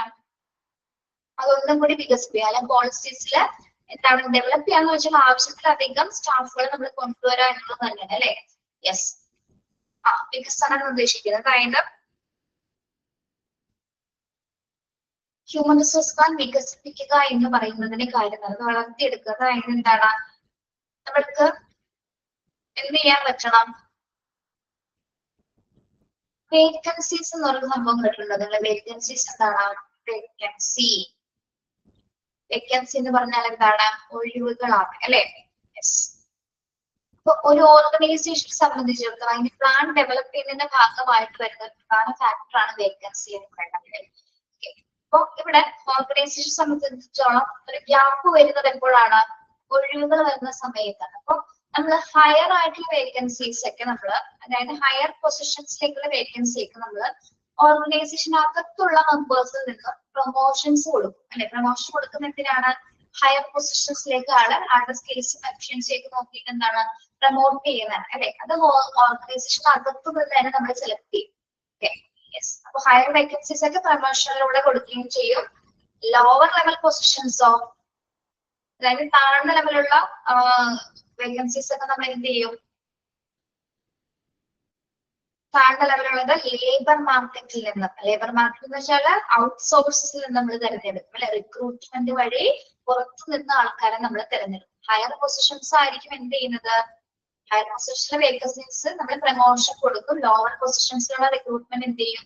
ലേബർ മാർക്കറ്റിൽ നിന്ന് നമുക്ക് സ്റ്റാഫുകളെ റിക്രൂട്ട്മെന്റ് വഴി തിരഞ്ഞെടുത്ത് ആ ഒരു ഒഴിവ് അല്ലെങ്കിൽ ആ ഒരു ഗ്യാപ്പ് എന്ത് ചെയ്യും? അത് നമ്മള് ഫില്ല് ചെയ്യും. അങ്ങനെ ഗ്യാപ്പ് ഫില്ല് ചെയ്യുന്ന ഒരു പ്രോസസ് കൂടിയാണ് എന്ത്? ഹ്യൂമൻ റിസോഴ്സ് പ്ലാൻ ഡെവലപ്പ് ചെയ്യുക എന്ന് പറയുന്നത്. Okay, yes. എല്ലാ ഓർഗനൈസേഷനും ഫോളോ ചെയ്യുന്നത് ഈ ഒരു തരത്തിലുള്ള ആ ഒരു പ്രോസസ് തന്നെയാണ് കേട്ടോ. അതായത് വേക്കൻസി വരുന്ന സമയത്ത് അതിനകത്ത് ക്വാളിഫൈഡ് ആയിട്ടുള്ള ആൾക്കാർ എത്രത്തോളം ഉണ്ട് അവരെ നമ്മൾ എന്ത് ചെയ്യും? ഹയർ പൊസിഷൻസിലേക്ക് കൈമാറ്റം ചെയ്യും. നെക്സ്റ്റ് ലോവർ ലെവൽ പൊസിഷൻസിലേക്ക് വന്ന ഗ്യാപ്സുകൾ നമ്മൾ എന്ത് ചെയ്യും? ലേബർ മാർക്കറ്റിൽ നിന്ന് തിരഞ്ഞെടുക്കും. ഓക്കെ, ശരിക്കും പറഞ്ഞാൽ എക്സ്റ്റേണൽ ഇന്റേണൽ റിക്രൂട്ട്മെന്റ് ആണ് അവിടെ നടത്തപ്പെടുന്നത്. ഓക്കെ,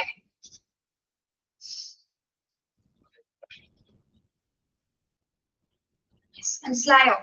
ഹയർ വേക്കൻസി എന്ന് ഉദ്ദേശിക്കുന്നത് ഉയർന്ന സ്ഥാനങ്ങളാണ്, ഉയർന്ന പൊസിഷനിലുള്ള ആൾക്കാരെയാണ് നമ്മൾ പ്രൊമോഷൻ കൊടുക്കുന്നത് ഇതിന്റെ ഓർഗനൈസേഷനിൽ. മറ്റേത് എന്താണ്?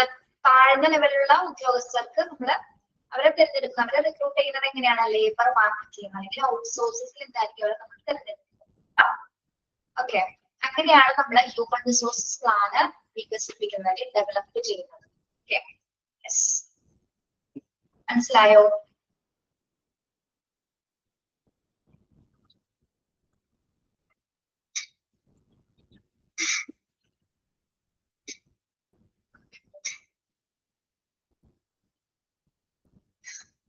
യെസ്. അപ്പൊ process of human resource planning ആണ് നമ്മൾ പഠിച്ചത്.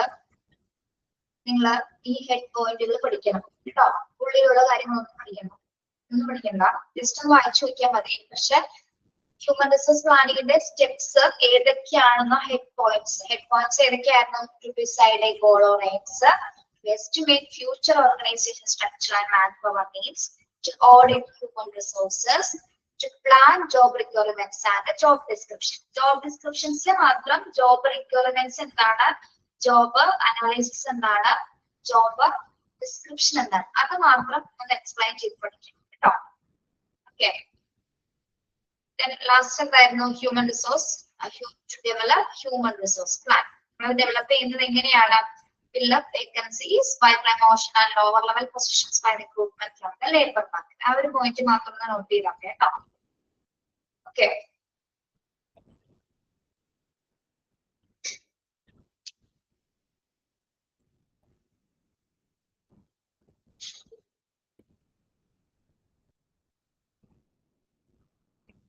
ഓർഗനൈസേഷന്റെ സോഴ്സുകളും അതിലെ ഓരോ സോഴ്സും ഫലപ്രദമായിട്ട് ഉപയോഗപ്പെടുത്തുന്നതിന് വേണ്ടിയിട്ട് കൂടിയാണ് നമ്മൾ ഹ്യൂമൻ റിസോഴ്സ് പ്ലാൻ ഡെവലപ്പ് ചെയ്യുന്നത് കേട്ടോ. കൂടുതൽ പ്രയോജനപ്പെടുത്താൻ വേണ്ടിയിട്ടാണ് കൂടുതലായിട്ടുള്ള രീതിയിലെ വികസനം കൊണ്ടുവരുന്നത്. ഓക്കെ, അപ്പൊ അത് കംപ്ലീറ്റഡ് ആണ് കേട്ടോ. 5 സ്റ്റെപ്സുകളും ഹെഡ് പോയിന്റ്സ് പഠിക്കുക, ഡീറ്റെയിൽ എക്സ്പ്ലനേഷൻസ് പഠിക്കേണ്ട ഭാഗം ഏതാന്ന് വെച്ചാൽ പഠിക്കണം. JD യുടെ എക്സ്പാൻഷൻ പഠിക്കണം കേട്ടോ. അതെപ്പോഴും ചോദിക്കാറുണ്ട്. Job description JD stand for dash ചോദിക്കാറുണ്ട് കേട്ടോ.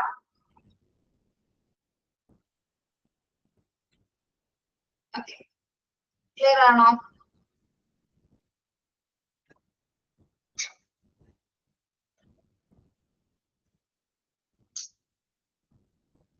X1 manpower plan component. Manpower plan component. ഇനി തുടങ്ങി വലിയ കുഴപ്പമില്ല, ഇച്ചിരി എളുപ്പമാണ് തോന്നുന്നു. The manpower plan can be broken down into 3 components. Manpower components നമുക്ക് 3 componentsന്റെ ഇതിലായിട്ട് നമ്മൾ ബ്രേക്ക് ചെയ്തിട്ടാണ് പറയുന്നത്. ഫസ്റ്റ് എന്താണ്? Forecasting, recruitment plan, training and development plan. Okay, അപ്പൊ മാൻപവർ പ്ലാനിംഗ് ഫസ്റ്റ് കമ്പോണന്റ് എന്ന് പറയുന്നത് എന്താണ്? ഫോർകാസ്റ്റിംഗ് ചെയ്യുക. ഫോർകാസ്റ്റിംഗ് ചെയ്യുക എന്ന് പറയുന്നത് എന്താണ്? Estimating future needs and stock taking of available resources in the organization. Forecast means എന്താണ്? Forecasting ഇതൊരു ശരിക്കും പ്രൊഡക്ഷൻ ആണ് അല്ലെ, പ്രഡിക്ഷൻ ആണ് അല്ലെ, പ്രവചനമാണ് ശരിക്കും ഫോർകാസ്റ്റ് ചെയ്യുന്നത്. മുൻകൂട്ടി കാണാണ്, അതായത് ഭാവിയിൽ ഇത്രത്തോളം ആവശ്യകതകൾ ഉണ്ടായിരിക്കും അല്ലെ. പ്രത്യേകിച്ച് മാൻ പവർ ഹ്യൂമൻ റിസോഴ്സിന് നമ്മള് ഇപ്പോ ഇന്ന് 10 സ്റ്റാഫുകളാണെങ്കിൽ വരും കാലങ്ങളിൽ ചിലപ്പോൾ 10 എന്നുള്ളത് 50 സ്റ്റാഫുകളാക്കി മാറ്റേണ്ടി വന്നേക്കാം, അല്ലെങ്കിൽ 20 സ്റ്റാഫുകൾ കൂടുതൽ എടുക്കേണ്ടി വന്നേക്കാം അല്ലെ. യെസ്, നമ്മളത് മുൻകൂട്ടി കാണും അല്ലെ. ഇതാണ് ഫോർകാസ്റ്റിംഗ് എന്ന് പറയുന്നത്. അതായത് ഭാവിയിലെ ആവശ്യങ്ങൾ നമ്മൾ മുൻകൂട്ടി കണ്ടിട്ട് ആവശ്യത്തിനുള്ള സോഴ്സസ് നമ്മൾ അറേഞ്ച് ചെയ്തിരിക്കുന്നതാണ് ഫോർകാസ്റ്റിംഗ് എന്ന് പറയുന്നത്. നേരത്തെ ഇവിടെ പറഞ്ഞിട്ടുണ്ട് സ്വർണം വാങ്ങിക്കുന്നുണ്ട്, ഗോൾഡ് വാങ്ങിക്കാറില്ലേ? ഗോൾഡ് നമ്മൾ എപ്പോഴാണ് വാങ്ങിക്കാറ്? ഗോൾഡ് എപ്പോഴാണ് വാങ്ങിക്കുന്നത്? പൈസ കൂടുമ്പോഴാണോ നിങ്ങൾ ഗോൾഡ് വാങ്ങിക്കുന്നത്? ആവശ്യം വരുമ്പോ? അത് എനിക്കറിയാലോ, ആവശ്യം വരുമ്പോഴാണ്. എപ്പോഴാണ്? വില കുറയപ്പോൾ നിങ്ങൾ വാങ്ങിക്കും. അപ്പൊ വില കുറയുമ്പോൾ നിങ്ങൾ വാങ്ങിക്കുമ്പോൾ ഒരു കാര്യം പറയാറുണ്ട്, ഇനി എങ്ങാനും വില കൂടിയാലോ അല്ലെ, ഇനി വരും വർഷങ്ങളിൽ സ്വർണത്തിന് വില കൂടിയാലോ നമ്മളത് ഫോർകാസ്റ്റ് ചെയ്യണം, മുൻകൂട്ടി കണ്ട് നമ്മളത്. ഓക്കെ, അപ്പൊ അതിനനുസരിച്ച് നമ്മൾ അറേഞ്ച് ചെയ്ത് വെക്കും, വാങ്ങിച്ചു വെക്കും. ഇപ്പൊ സ്വർണത്തിന് വില എത്രയാണ്? ഇപ്പൊ കത്ത് നിൽക്കും, നമുക്ക് ഒന്നും വാങ്ങിക്കാൻ പറ്റാത്ത അവസ്ഥയിലാണ് അല്ലെ. അത്യാവശ്യം പൈസ ഉള്ളവർ വാങ്ങിക്കേണ്ട, അല്ലാത്തവർ വരെ കഷ്ടമാണ്. ഓക്കെ, അപ്പൊ എന്താണ് അപ്പൊ ഫോർകാസ്റ്റ് എന്ന് പറയുന്നത് അപ്പൊ ഇതാണ് നമ്മളിപ്പോ 1 ലാഖിന് എബോ ആയല്ലേ കടന്നു.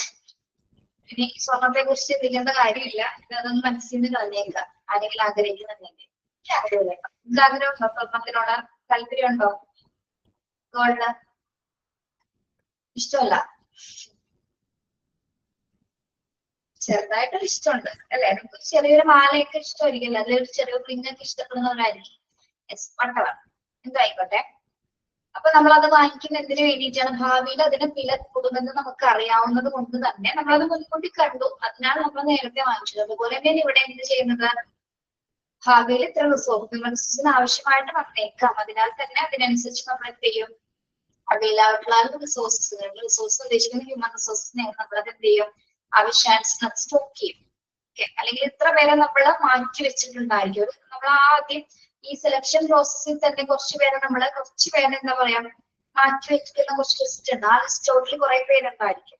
അവരെന്ത് ചെയ്യും? പിന്നീട് നമ്മളൊരു ആവശ്യം വരുന്ന സമയത്ത് അങ്ങനെയുള്ള ആൾക്കാരെ നമ്മൾ തിരഞ്ഞെടുക്കും. ഓക്കെ, വെയിറ്റ് ലിസ്റ്റ് ഇടാൻ കുറയില്ലേ? അതെ. നെക്സ്റ്റ് അടുത്ത കമ്പോണന്റ് എന്താണ് മാൻ പവർ പ്ലാനിങ്ങിന്റെ? Recruitment plan. Recruitment plan to meet the gap between the internal resources and estimated need by external recruitment. എന്താണ് റിക്രൂട്ട്മെന്റ് പ്ലാൻ എന്ന് പറയുന്നത്? To meet the gap between the internal resources and estimated need by external recruitment. Recruit ചെയ്യാന്ന് പറഞ്ഞത് selection ആണ്, പക്ഷെ രണ്ട് വ്യത്യാസമുണ്ട് കേട്ടോ. ഒരേ പ്രക്രിയ തന്നെയാണ്, പക്ഷെ ചില പ്രോസസ്സിൽ വ്യത്യാസമുണ്ട്. നമ്മൾ ഒരു ഗ്യാപ്പ് ഫില്ല് ചെയ്യുന്നത് എങ്ങനെയാണ്? ഈ ഗ്യാപ്പ് വരുന്നത്, ഗ്യാപ്പിനാണ് നമ്മൾ എന്ത് പറഞ്ഞത്? വേക്കൻസീസ് എന്ന് പറയുന്നത് അല്ലെ.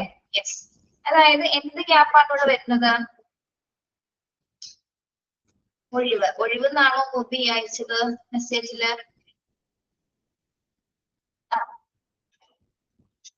Spelling മാറിയാവുന്ന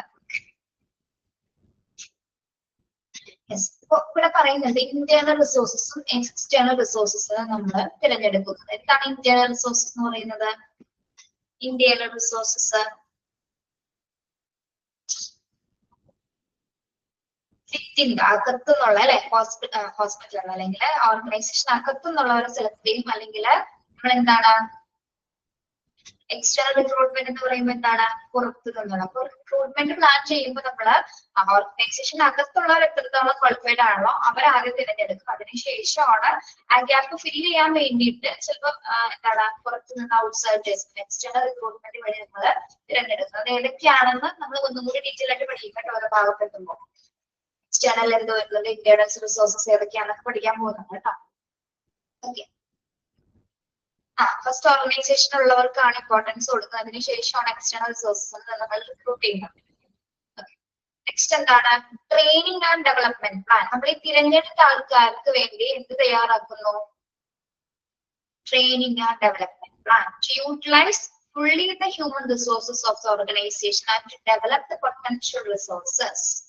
Training and development plan എന്താണ്? ട്രെയിനിങ് അല്ലെ, പരിശീലനം. നമ്മൾ തിരഞ്ഞെടുത്ത ആൾക്കാർക്ക് വേണ്ടിയിട്ടുള്ള എല്ലാ പൊട്ടൻഷ്യൽ റിസോഴ്സസ് ഉപയോഗിച്ചുകൊണ്ട് എന്താണ് ഹ്യൂമൻ റിസോഴ്സസിനെ തിരഞ്ഞെടുത്ത ആൾക്കാർക്ക് വേണ്ടിയുള്ള പരിശീലനങ്ങൾ ഡെവലപ്പ് ചെയ്യുന്നത് അല്ലെ, അതുമായി ബന്ധപ്പെട്ട. അപ്പൊ അവിടെ to utilise fully human resources എന്ന് പറയുമ്പോൾ എന്തൊക്കെ കാര്യങ്ങൾ വരുന്നുണ്ട്?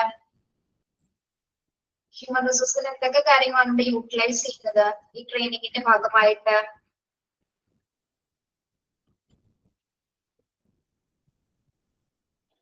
സ്കിൽസ് വരുന്നുണ്ട്. സ്കിൽസ് ആണ് ടാലൻസുകൾ അല്ലെ, ടാലൻസുകള് അവരുടെ ടൈം അതൊക്കെ എന്താണ് യൂട്ടിലൈസ് ചെയ്യുന്ന കാര്യങ്ങളാണ്. അതേപോലെ തന്നെ potential resources to develop potential resources എന്ന് പറയുമ്പോൾ ഏതൊക്കെ വരുന്നുണ്ട്? ഹ്യൂമൻ റിസോഴ്സിന്റെ പൊട്ടൻഷ്യൽ റിസോഴ്സസ് ഏതൊക്കെയാണ്? Very good, knowledge. പിന്നെ നോളജ്, എബിലിറ്റീസ്, സ്കിൽസ് അതൊക്കെ എന്താണ് എൻഹാൻസ് ചെയ്യാൻ വേണ്ടിയിട്ടാണ് നമ്മൾ ഇത്തരത്തില് പരിശീലനങ്ങൾ കൊടുക്കുന്നത് അല്ലെ, അല്ലെങ്കിൽ ഡെവലപ്മെന്റ് പ്ലാനുകൾ ക്രിയേറ്റ് ചെയ്യുന്നത്. Okay, yes. അപ്പോ 3 കാര്യങ്ങളാണ്, 3 കമ്പോണൻസ് ആണ് എന്തിനുള്ളത്? മാൻ പവർ പ്ലാനിനുള്ളത്. ഓക്കെ, ഒന്നെന്താണ് ഫോർകാസ്റ്റ് ചെയ്യുന്നു, റിക്രൂട്ട്മെന്റ് പ്ലാൻ തയ്യാറാക്കുന്നു, അവർക്ക് വേണ്ടി training and development plan prepare ചെയ്യുന്നു. ഓക്കെ, ആ 3 കമ്പോണൻസിന്റെ പേരുകൾ ഓർത്ത് വെക്കാം കേട്ടോ.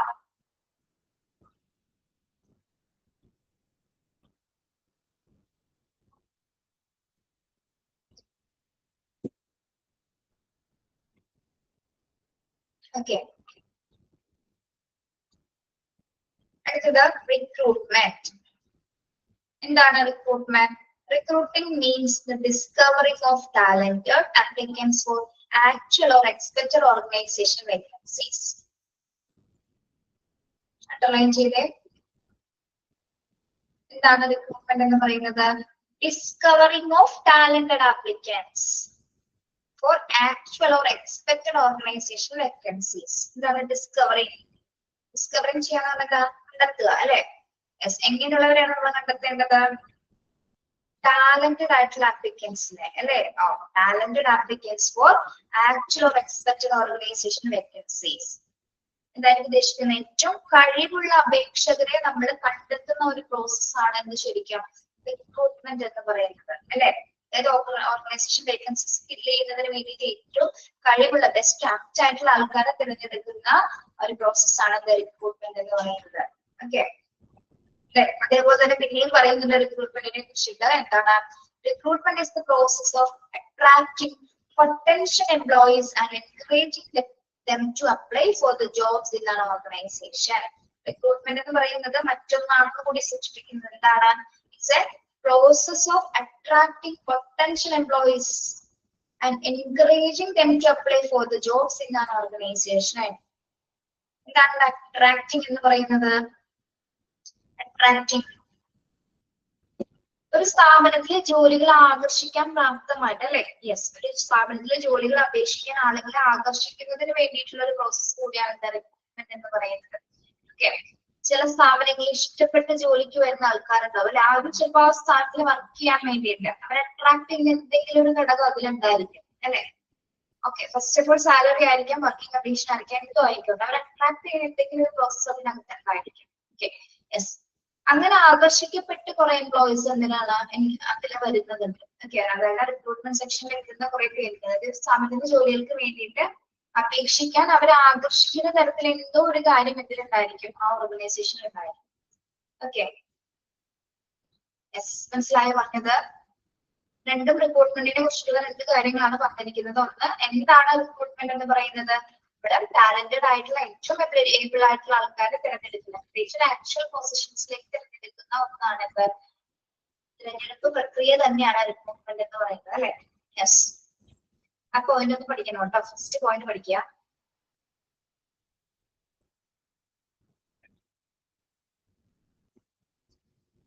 Yes,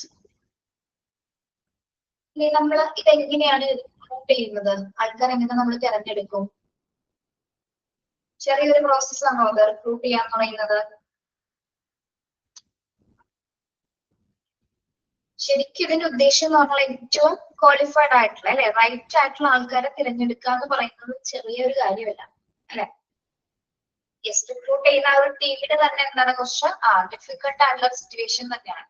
recruitment has been considered as the most important function of a personal administration. Personnel അഡ്മിനിസ്ട്രേഷന്റെ ഏറ്റവും ഇമ്പോർട്ടന്റ് ആയിട്ടുള്ള ഒരു ഫാക്ടർ തന്നെയാണ്, അല്ലെങ്കിൽ എന്താ പറയാ, അത്ര ഒരു നല്ലൊരു വ്യക്തിയെ തിരഞ്ഞെടുക്കുക എന്ന് പറയുന്നത് എന്താണ് കുറച്ച് ബുദ്ധിമുട്ടുള്ള കാര്യം. Because unless the right type of people is not tried, then the best plans, organization charts and control system would not do much good. It is often termed positive in that persuades people to apply for jobs to enhance the hiring ratio. The number of applications for a selection, on the other hand, tends to negative because it refutes a good number of those who apply, leaving only the best to be hired. ഇത്രയും കാര്യം പറയുന്നുള്ളൂ, വേറെ ഒന്നല്ല. എന്താണ് നമ്മുടെ recruitment പ്രോസസ്സിലൂടെ നമ്മൾ ഏറ്റവും apt ആയിട്ടുള്ള ഒരാളെ തിരഞ്ഞെടുക്കും, അല്ലെ? അത് ഓർഗനൈസേഷന്റെ ഒരു ടെക്നിക്കാണ്. ഏറ്റവും നല്ല ബെസ്റ്റ് ഒരാളെ മാത്രം തിരഞ്ഞെടുക്കുന്നത്. അത് ഒത്തിരി പേര് അപ്ലൈ ചെയ്യുന്നുണ്ടാവും, അല്ലെ? നമ്മളൊരു ജോലിക്ക് തന്നെ ഒരുപാട് ആൾക്കാർ അപ്ലൈ ചെയ്യും. നമ്മൾ സെലക്ഷന് വേണ്ടി, ഇന്റർവ്യൂവിന് വേണ്ടി ചിലപ്പോൾ നമ്മൾ ഒരു ഇന്റർവ്യൂ അറ്റൻഡ് ചെയ്യാൻ പോകുന്ന സമയത്ത് നമ്മൾ കാണാറില്ലേ, ഒന്നോ രണ്ടോ ഒഴിവായിരിക്കും വിളിക്കുന്നത്, പക്ഷെ ഒരു ലക്ഷം പേരെങ്കിലും വന്നിട്ടുണ്ട്. എന്താണ് ഏറ്റവും നല്ല പൊസിഷൻ ആണെങ്കിൽ എന്താണ് അത്യാവശ്യം കാൻഡിഡേറ്റ്സ് പങ്കെടുക്കാനുണ്ടാവും, അല്ലെ?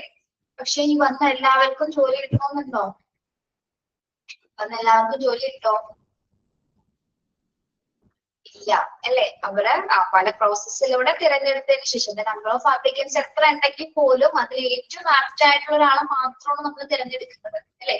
അതായത് ഏറ്റവും നല്ല ഹയറിംഗ് റേഷ്യോയിൽ ഏറ്റവും നന്നായിട്ട് പെർഫോം ചെയ്യുന്നത് ആരാണ്, അയാളെ മാത്രമാണ് നമ്മൾ തിരഞ്ഞെടുക്കുന്നത്, സെലക്ട് ചെയ്യുള്ളൂ.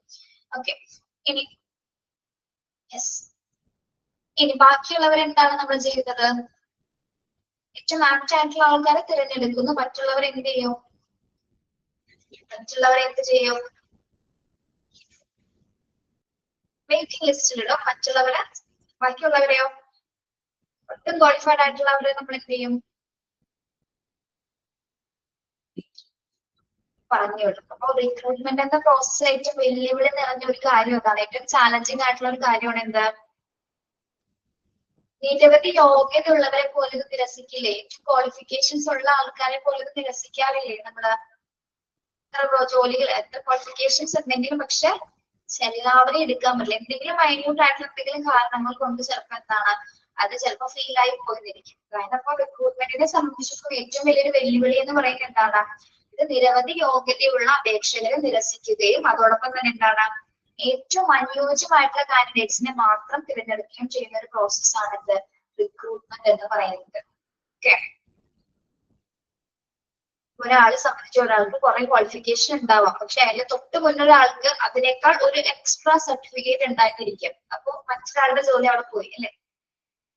എക്സ്ട്രാ സർട്ടിഫിക്കറ്റ്, എക്സ്ട്രാ ഒരു ക്വാളിഫിക്കേഷൻ സർട്ടിഫിക്കറ്റ്, അത് മാത്രം ചിലപ്പോൾ അത്ര നേരം അവർ ശ്രദ്ധിച്ചിട്ടുണ്ടാവില്ല, അത് മാത്രമായിരിക്കും ചിലപ്പോൾ ആളെ ഏറ്റവും ക്വാളിഫൈഡ് ആക്കുന്നത്. അപ്പൊ അതിന് തൊട്ട് മുന്നേ ആള് നമ്മൾ വിട്ടയക്കാനുള്ള ഒരു കാരണമായിരിക്കും. അങ്ങനെ യോഗ്യതയുള്ളവരും പോലും എന്താണ് റിക്രൂട്ട്മെന്റിൽ ചിലപ്പോൾ ചില സാഹചര്യങ്ങളിൽ തിരഞ്ഞെടുക്കപ്പെടാറില്ല. ഓക്കെ, മനസ്സിലായല്ലേ?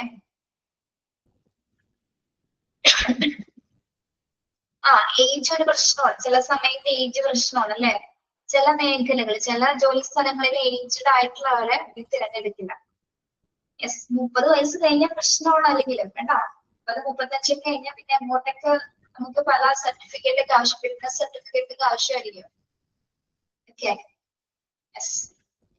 അപ്പൊ ഉള്ള സമയത്ത് പ്രായമൊക്കെ ആവണമെങ്കിൽ പെട്ടെന്ന് ജോലി കണ്ടുപിടിച്ചു. ചിരിക്കണ്ട, കാര്യമായിട്ട് നോക്കണം, അല്ലെങ്കിൽ ഇങ്ങനെ ഇരിക്കാം. ജോലി വേണ്ടേ, നമുക്ക് നന്നായിട്ട് ജീവിക്കുന്നത്, നമുക്ക് ജോലി വേണം, സ്വന്തമായിട്ട് ജോലി വേണം. ഇതിനല്ലേ നിങ്ങൾ കഷ്ടപ്പെട്ട് ക്ലാസ് കേട്ടിരിക്കുന്നത് പിള്ളേരെ. ഹോസ്പിറ്റലിൽ ഏത് ഡിപ്പാർട്ട്മെന്റ്സിലും കിട്ടിയാലും നിങ്ങൾ കയറിക്കോളാം കേട്ടോ. എല്ലാ ഡിപ്പാർട്ട്മെന്റ്സിനെ കുറിച്ച് പഠിക്കുന്നുണ്ട്. പിന്നെ ചെന്ന് നമ്മൾ പഠിച്ചാണെങ്കിൽ പല കാര്യങ്ങളും പഠിക്കുന്നത്. എനിക്കിപ്പോ റേഡിയോളജി കിട്ടിയെങ്കിൽ റേഡിയോളജിയുടെ കാര്യങ്ങൾ ചെയ്യാൻ അറിയില്ല എന്ന് പറഞ്ഞ് പോവാതിരിക്കണ്ട. എന്ത് തരം അസിസ്റ്റിംഗ് വർക്ക് ആണെങ്കിൽ പോവുക കേട്ടോ. ഓക്കെ, ഫ്രണ്ട് ഓഫീസ് ആണെങ്കിലും എന്താണെങ്കിലും ലേബർ റൂമോ അല്ലെങ്കിൽ ഓപ്പറേഷൻ തിയേറ്റർ OT എവിടെയാണെങ്കിലും നിങ്ങൾക്ക് കിട്ടിയാൽ പോയിക്കോളൂ കേട്ടോ. പോയി ജോലി ചെയ്ത് നോക്കുമ്പോഴല്ലേ കൊള്ളു നല്ലതാണോ ചീത്താണെന്നൊക്കെ അറിയാൻ പറ്റുള്ളൂ. എന്നിട്ട് ഇഷ്ടമില്ലെങ്കിൽ വേണ്ട, പിന്നെ ചൂസ് ചെയ്യാം. ഇഷ്ടമുള്ളത് പെട്ടെന്ന് മാറരുത്. ഇഷ്ടമില്ലാത്ത ജോലി ചെയ്തുകൊണ്ടിരിക്കുമ്പോ അതിന് മുൻപ് ജോലി വേറെ കണ്ടുപിടിച്ചത് ഓക്കെ ആക്കിയിട്ട് അവിടെ നിന്ന് നൈസായിട്ട് മാറാം. അങ്ങനെയല്ല എന്താ പറഞ്ഞത്, നിങ്ങൾക്ക് പറ്റാത്ത ജോലി ഒരിക്കലും ചെയ്യാൻ ഞാൻ പറയില്ല. ഇഷ്ടമുള്ള ജോലി ചെയ്താൽ മതി, ഇഷ്ടമുള്ള വർക്ക് ചെയ്യാനായിട്ട് മാക്സിമം ശ്രമിക്കും. ഇതിന് ഏറ്റവും നല്ല പരിപാടി ടീച്ചിങ് ആണ് പിള്ളേരെ. ടീച്ചിങ് ആണ് ഏറ്റവും നല്ലൊരു പ്രൊഫഷൻ. ഈ ഒരു പ്രൊഫഷനിൽ നിന്നാണ് എല്ലാ പ്രൊഫഷനും ഉണ്ടാവുന്നത്. ഓക്കെ, ടീച്ചർ ആവണമെന്ന് ആഗ്രഹമില്ല എല്ലാവർക്കും. കിട്ടുന്ന ജോബ് കളയാതെ നോക്കാം. പക്ഷെ teaching is A divine profession പറയാൻ വേണമെങ്കിൽ നമുക്ക് ടീച്ചർമാർ പിന്നെ അങ്ങനെയല്ലേ പറയുള്ളൂ.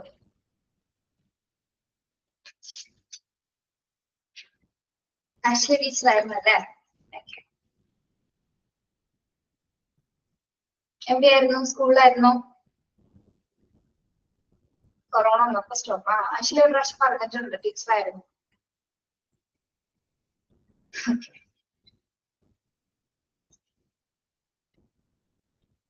നമ്മൾ റിക്രൂട്ട്മെന്റ് എന്താണെന്ന് മാത്രമേ പഠിച്ചിട്ടുള്ളൂ.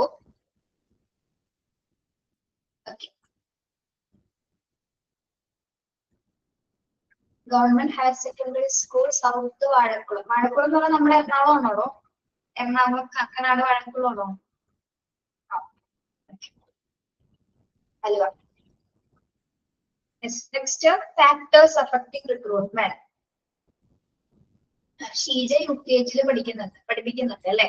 ഇപ്പൊ പഠിപ്പിച്ചോണ്ടിരിക്കുകയാണോ ഷീജ?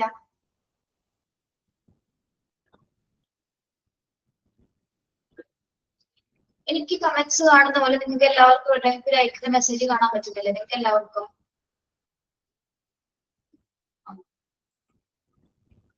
ഉണ്ട്.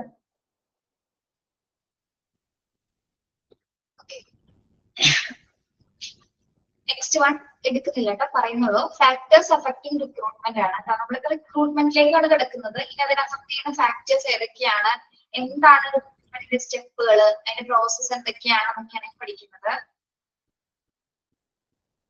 പിന്നെ റിക്രൂട്ട്മെന്റ് ടെക്നിക്സ് എന്തൊക്കെയാണ്, 3 ടെക്നിക്സ് അവിടെ നമ്മൾ പഠിക്കും.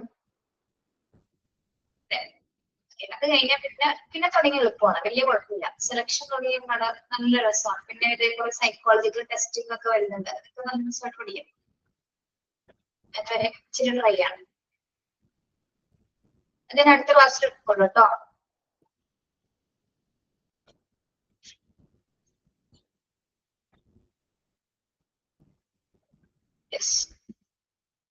ഇവിടെ ഫാക്ടേഴ്സ് അഫക്റ്റിംഗ് റിക്രൂട്ട്മെന്റ് എന്ന ഭാഗത്ത് ഒരു റിക്രൂട്ട്മെന്റ് സെക്ഷനെ അഫക്ട് ചെയ്യുന്ന ഫാക്ടറുകൾ, പ്രധാന ഘടകങ്ങൾ എന്തൊക്കെയെന്നാണ്. ഒന്ന് ജസ്റ്റ് പറയാം. ഒന്ന് അതിന്റെ സൈസ് ആയിരിക്കും, ഓർഗനൈസേഷന്റെ സൈസ് ആയിരിക്കും. നമ്മള് ചെറിയൊരു ഹോസ്പിറ്റലിലേക്ക് ഒരുപാട് സ്റ്റാഫുകൾ നമ്മൾ റിക്രൂട്ട് ചെയ്യും. ഒരുപാട് സ്റ്റാഫുകൾ ചെറിയൊരു സ്ഥാപനത്തിലേക്ക്, ചെറിയൊരു ഹോസ്പിറ്റലിലേക്ക് ഇല്ല.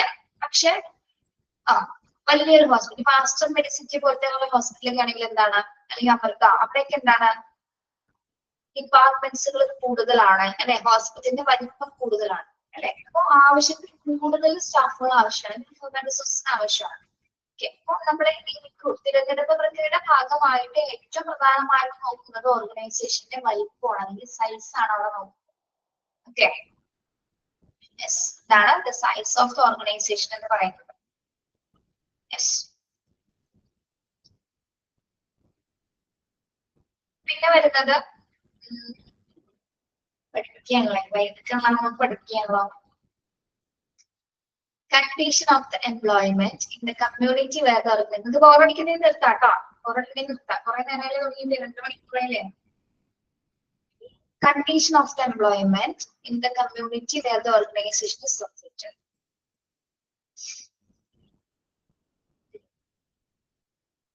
Second, അടുത്ത ഫാക്ടർ എന്താണ് റിക്രൂട്ട്മെന്റിന്റെ? Condition of the employment in the community where the organisation is located. നിങ്ങളൊരു ജോലി സ്ഥലത്ത് പോകുന്ന സമയത്ത്, അല്ലെങ്കിൽ നിങ്ങളൊരു ജോലിക്ക് അപ്ലൈ ചെയ്യുന്ന സമയത്ത് ഏറ്റവും കൺജസ്റ്റഡ് ആയിട്ടുള്ള ഒരു ഏരിയ, ഒരു ലൊക്കേഷൻ നിങ്ങൾ ചൂസ് ചെയ്യോ? ചൂസ് ചെയ്യോ? ഇല്ല.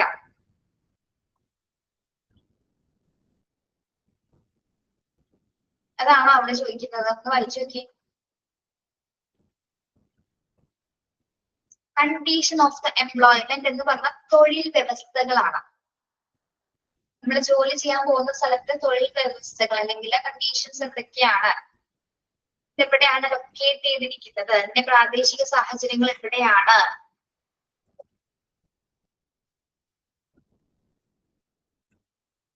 ഓർഗനൈസേഷൻ ഏത് സ്ഥലത്താണ്, അവിടുത്തെ കണ്ടീഷൻസ്, എംപ്ലോയ്മെന്റ് കണ്ടീഷൻസ് എന്തൊക്കെയാണ് നമ്മൾ നോക്കും. Okay, yes. ഓക്കെ, അപ്പൊ നമുക്ക് ഏറ്റവും ആപ്റ്റ് ആയിട്ടുള്ള പ്ലേസ് ആണ് നമ്മൾ ചൂസ് ചെയ്യാറ് അല്ലെ.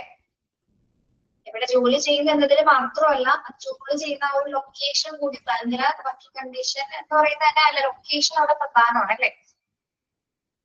തിരിച്ചിട്ട് എറണാകുളത്തൊക്കെ ജോലിക്ക് പോകണമെങ്കിൽ അറിയാം, കുറച്ച് ഉള്ള ഏരിയാസ് ഉണ്ട്. അവിടെ പോകുന്ന സമയത്ത് കുറെ ഏരിയാസ് ഉള്ളിലേക്ക് പോകുന്ന കുറെ ഏരിയ, അവിടെയൊക്കെ പോകുമ്പോഴും ഇവിടെ എറണാകുളം വരെ ജോലിക്ക് പോകുന്ന ആൾക്കാരുണ്ട് കേട്ടോ. അപ്പൊ അവരെ സംബന്ധിച്ചിടത്തോളം അവർക്ക് ചിലപ്പോൾ സാഹചര്യങ്ങൾ കൊണ്ട് പോകുന്നതായിരിക്കാം. എന്നിരുന്നാൽ പോലും എന്താണ് അവർ പറയുന്ന ചില സമയത്ത് സംസാരിക്കുമ്പോൾ കേൾക്കാം, പോകുന്ന സ്ഥലം കുറച്ച് ബുദ്ധിമുട്ടാണ്, പോയി വരാൻ എളുപ്പമല്ല, പക്ഷെ അവസ്ഥകൾ കൊണ്ട് പോകുന്നതാണ്.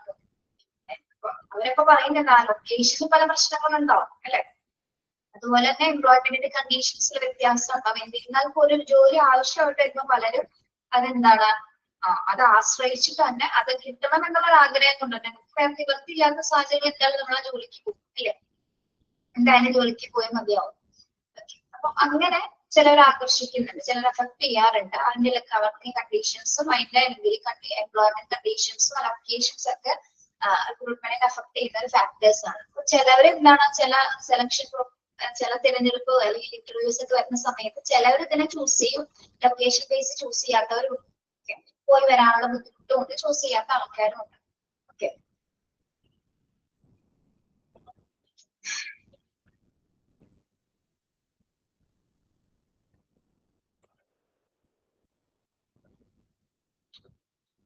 third one, the result of past recruiting efforts which show the organization capacity to locate and keep good performing people. The result of past recruiting efforts which show the organization capacity to locate and keep good performing people.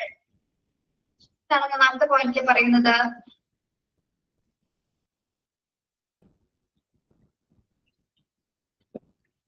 റിക്രൂട്ട്മെന്റിനെ affect ചെയ്യുന്ന മറ്റൊരു factor എന്തായിരിക്കും? past recruiting efforts. Result of past recruiting efforts എന്ന് പറയുന്നത് എന്താ?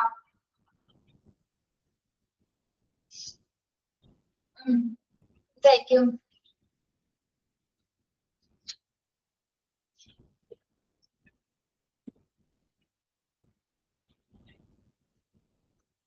past recruiting efforts which show the organization capacity to locate and keep good performing people. മുന്നേയുള്ള സ്റ്റാഫിന്റെ performance ആണോ?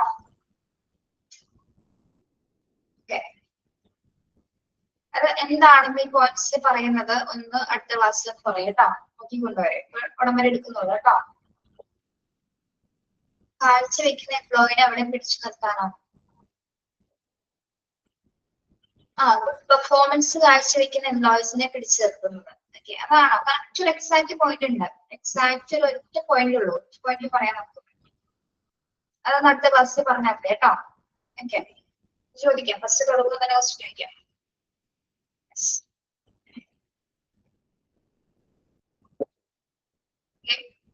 Second point വരെ എടുത്തിട്ടുള്ളൂ കേട്ടോ, തേർഡ് പറഞ്ഞിട്ടില്ല. തേർഡ് നമുക്ക് നാളെ സ്ലൈഡ് ചെയ്യും. സെക്കൻഡ് പോയിന്റ് വരെ ടിക്ക് ചെയ്ത് വെച്ചിട്ട് കേട്ടോ. അവിടെ വരെ എടുത്ത് ഓർമ്മയുണ്ടാവുമ്പോ ഫാക്ടേഴ്സ് അഫക്റ്റിംഗ് റിക്രൂട്ട്മെന്റ്, മാനുവൽ പ്ലാനിന്റെ 3 കമ്പോണൻസ് പഠിച്ചു. ഹ്യൂമൻ റിസോഴ്സ് പ്ലാനിന്റെ 5 മൾട്ടി സ്റ്റെപ്സുകൾ പഠിച്ചു. അതിന്റെ ഇൻട്രൊഡക്ഷൻ, എന്താണ് ഹ്യൂമൻ റിസോഴ്സ് പ്ലാനിങ് പഠിച്ചു.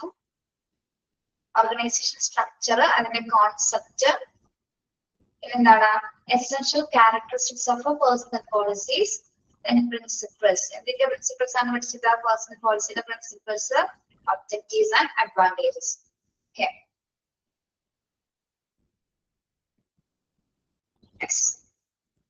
Okay, thank U.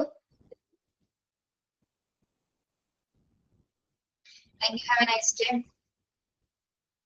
എനിക്ക് കുഴപ്പമില്ല കേട്ടോ, കുഴപ്പമൊന്നുമില്ല. ചിലപ്പോ നിങ്ങൾ പറഞ്ഞ പോലെ ഷുഗർ ഒക്കെ ലോ ആയതായിരിക്കും. നാളെ കാണാം. നാളെ ചിലപ്പോ ഫസ്റ്റ് പീരീഡ് ചിലപ്പോ ഫീൽഡ് റോസ്റ്റേഴ്സ് ആയിരിക്കും എടുക്കുന്നത് കേട്ടോ.